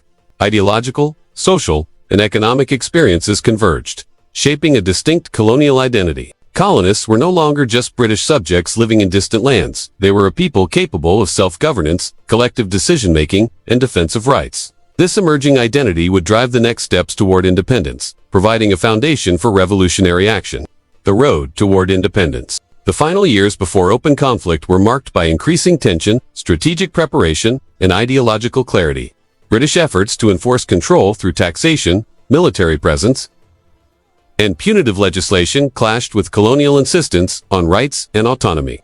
Colonists had organized, mobilized, and educated themselves in principles of governance and liberty. Events such as the Boston Massacre, the Tea Party, and the convening of the First Continental Congress demonstrated both the capacity and willingness of colonists to resist. Militias were prepared, communication networks were established, and public opinion was aligned around the ideas of representation, rights, and freedom. The stage was set for revolutionary conflict. Colonists were not simply reacting to policies, they were asserting a vision for a new political and social order. One rooted in principles of justice, self-governance, and collective responsibility. The road from protest to revolution had been paved with decades of experience, reflection, and organized action. Conclusion. The road to the American Revolution was shaped by decades of colonial growth, conflict, and adaptation. Events in Boston, the convening of the First Continental Congress, and widespread protests against British policies demonstrated both the grievances and the capacity of the colonies to act collectively. Ideas of freedom, rights, and representation enthused everyday life, influencing economic, social, and political decisions. Colonists developed networks, militias, and communication systems that enabled coordinated action. They learned the importance of unity, preparation, and principle in confronting authority. By the late 1770s, colonial America had transformed from a collection of settlements into a society capable of envisioning and pursuing independence. The story of this transformation is not only about protests, but about identity, agency, and the emergence of a people prepared to create a new nation. The American Revolution was no sudden eruption, it was the culmination of decades of growth, resistance, and shared experience. It was a journey from colonial dependence to collective self-determination, driven by ordinary citizens, political leaders, and communities united in purpose.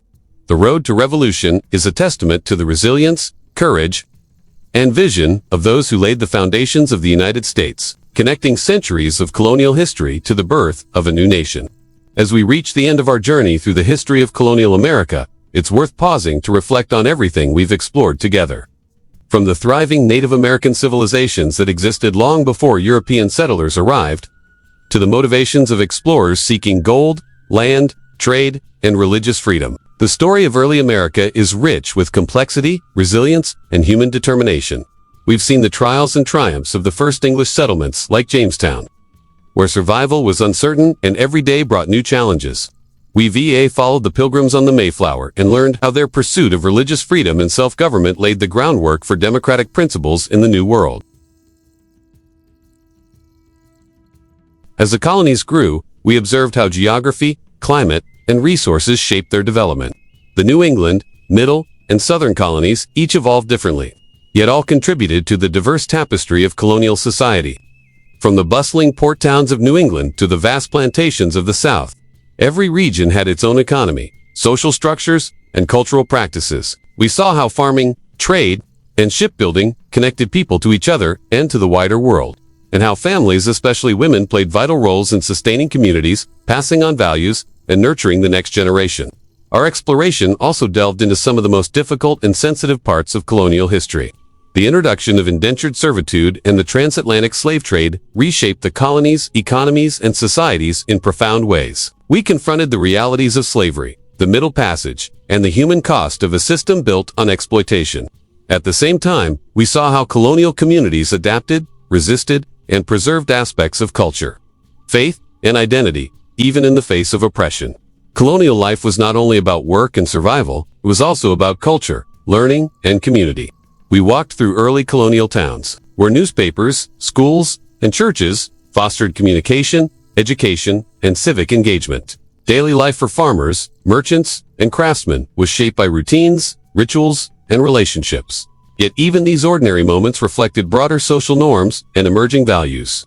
Religion guided moral and social expectations. Education empowered new generations. And social networks ensured that communities could face both hardships and opportunities together. Conflict, however, was an ever-present reality. From tensions with Native American tribes to the French and Indian War, we saw how warfare, alliances, and territorial disputes shaped the colony's growth and sense of identity. These conflicts taught lessons about cooperation, strategy, and resilience, and they exposed the limits of imperial authority. Colonists began to recognize their own capabilities, forming networks of militias, volunteers, and committees, and laying the foundations for future self-governance. The tension between British control and colonial resistance ultimately set the stage for revolution. Taxes, such as those imposed by the Stamp Act and the Tea Act, along with punitive measures like the Intolerable Acts, provoked widespread protests. Colonists voiced their grievances through petitions, boycotts, and organized demonstrations. And iconic events like the Boston Massacre and the Boston Tea Party became symbols of resistance. The First Continental Congress demonstrated that the colonies could coordinate, debate, and act collectively, and these experiences helped cultivate a sense of shared purpose and emerging identity. Through all of these chapters, one theme stands out clearly. The history of colonial America is not just a story of dates, battles, or legislation. It is a story of people who adapted to new lands, negotiated complex relationships, faced unimaginable challenges, and continually sought freedom, security, and opportunity. It is a story of ordinary citizens whose courage, persistence, and vision gradually transformed isolated settlements into a unified society capable of imagining a new kind of nation. What makes this history so compelling is its direct connection to the modern United States. The values that we often associate with American identity, self-governance, liberty, equality, and civic responsibility, have their roots in the colonial experience. The early experiments with local government, town meetings, and compacts like the Mayflower Compact established traditions of participatory democracy. The struggles over taxation, representation, and individual rights created the philosophical and political foundation for the Declaration of Independence and the Constitution. The challenges and triumphs of colonial communities shaped attitudes toward freedom, justice, and community that continue to influence American society today. But beyond policy and ideology, the history of colonial America teaches us about resilience, adaptability, and the importance of understanding multiple perspectives. We learned about Native American civilizations that thrived long before European settlement, whose knowledge, traditions, and resistance played a crucial role in shaping the continent. We saw how diverse groups of migrants, enslaved Africans, indentured servants, and European settlers interacted, conflicted, and collaborated, forming the complex social fabric of early America. These stories remind us that history is not one-sided. It is a mosaic of voices, experiences, and choices, each contributing to the narrative we inherit today. Reflecting on this journey, it's inspiring to recognize how the trials, conflicts, and innovations of the colonial era laid the groundwork for a nation built on principles that continued to resonate. The perseverance of individuals, communities, and entire colonies against adversity and injustice shows the power of collective action and the enduring value of standing up for rights and principles. By understanding these early chapters of American history, we gain insight not only into the past, but also into the ongoing dialogue about freedom, governance, and identity in the present. As we close this exploration, I want to thank you for joining me on this deep dive into the history of colonial America. Your curiosity and engagement make it possible to bring these stories to life, connecting the past to our understanding of the present. History is not just a record of what happened, it is a lens through which we can examine human behavior, decision-making, and the enduring impact of our choices. If you've enjoyed traveling through time with me, learning about the struggles, innovations, and triumphs that shaped early America, there's so much more to discover. Make sure to like this video, subscribe to my channel, Past Picture, and hit the bell icon so you never miss a new story from history. Join our community of history enthusiasts as we continue to explore the events, people, and ideas that have shaped our world. From the first native civilizations to the bold steps of revolution, colonial America offers lessons in courage, perseverance, and the power of collective action. Remember, every story we uncover from the past has a lesson, a connection, and a perspective that can inform the way we understand our present and future. Thank you for being part of this journey. Let's continue exploring together, one chapter at a time. So, take a moment to reflect, share your thoughts in the comments, and invite your friends to join us on Past Picture. History is not just about dates or events. It's about the people, the struggles, and the ideas that connect us across time. Let's keep the conversation alive, keep learning, and continue uncovering the fascinating stories of our past. Once again, if you enjoyed this deep dive into history, like the video, subscribe, and join us on Past Picture for more stories from the past. Thank you for watching, and I'll see you in the next chapter of history.